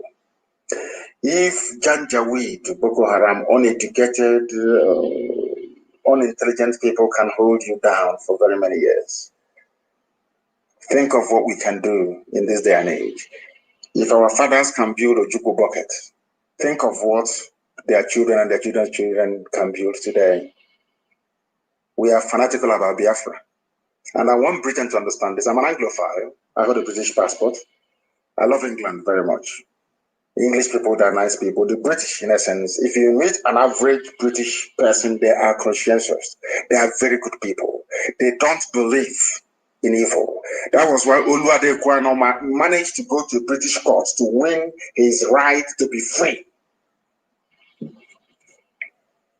Because in England, reason prevails. If you go to a court in England and convince a judge that black is blue, then once you present your evidence, they will agree with you.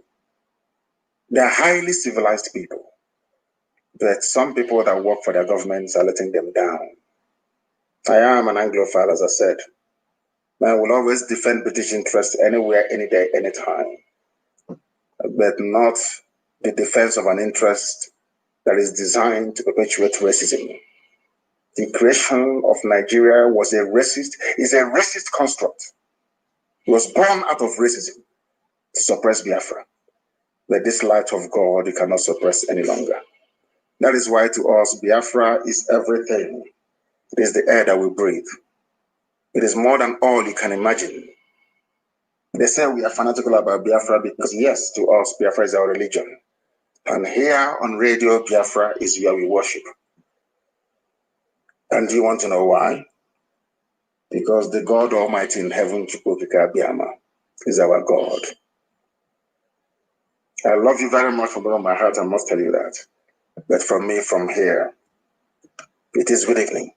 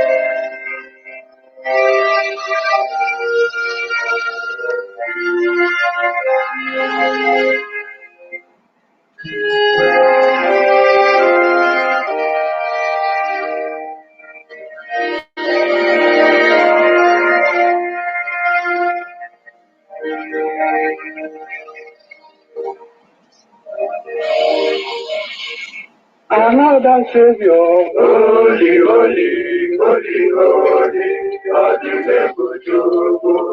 another Savior. Holy, holy, holy,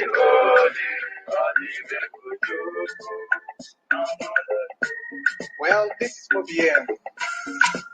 This is dedicated to the gallant heroes of the Nigerian Biafra War and IPOB families all over the world. I remember the Nigerian Biafra War. In the thickness of the Biafra genocide. Hey, one my revived the vanishing hope to life. Let the great Biafra army to fight. And they were singing out, holy, holy, holy, holy, is another Savior. They were singing out, holy, holy, holy, holy, is another Savior. Holy, holy, holy, holy, is another Savior. Many years after the genocide, whoa, the great leader has risen up now. Oh, and he's leading the Biafra city.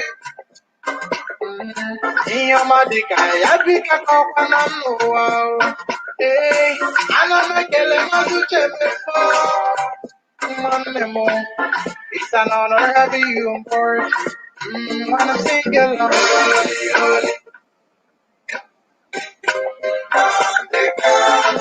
It's another Savior. Just sing along. Holy, holy, holy, holy. I'll say it's another Savior. When I sing along. Holy, holy, holy, holy, holy, holy, holy, holy. It's another Savior. Getting money right and getting money fast now. Holy, holy, holy, holy. I'm a day. It's another Savior. Holy, holy, get him to holy, holy,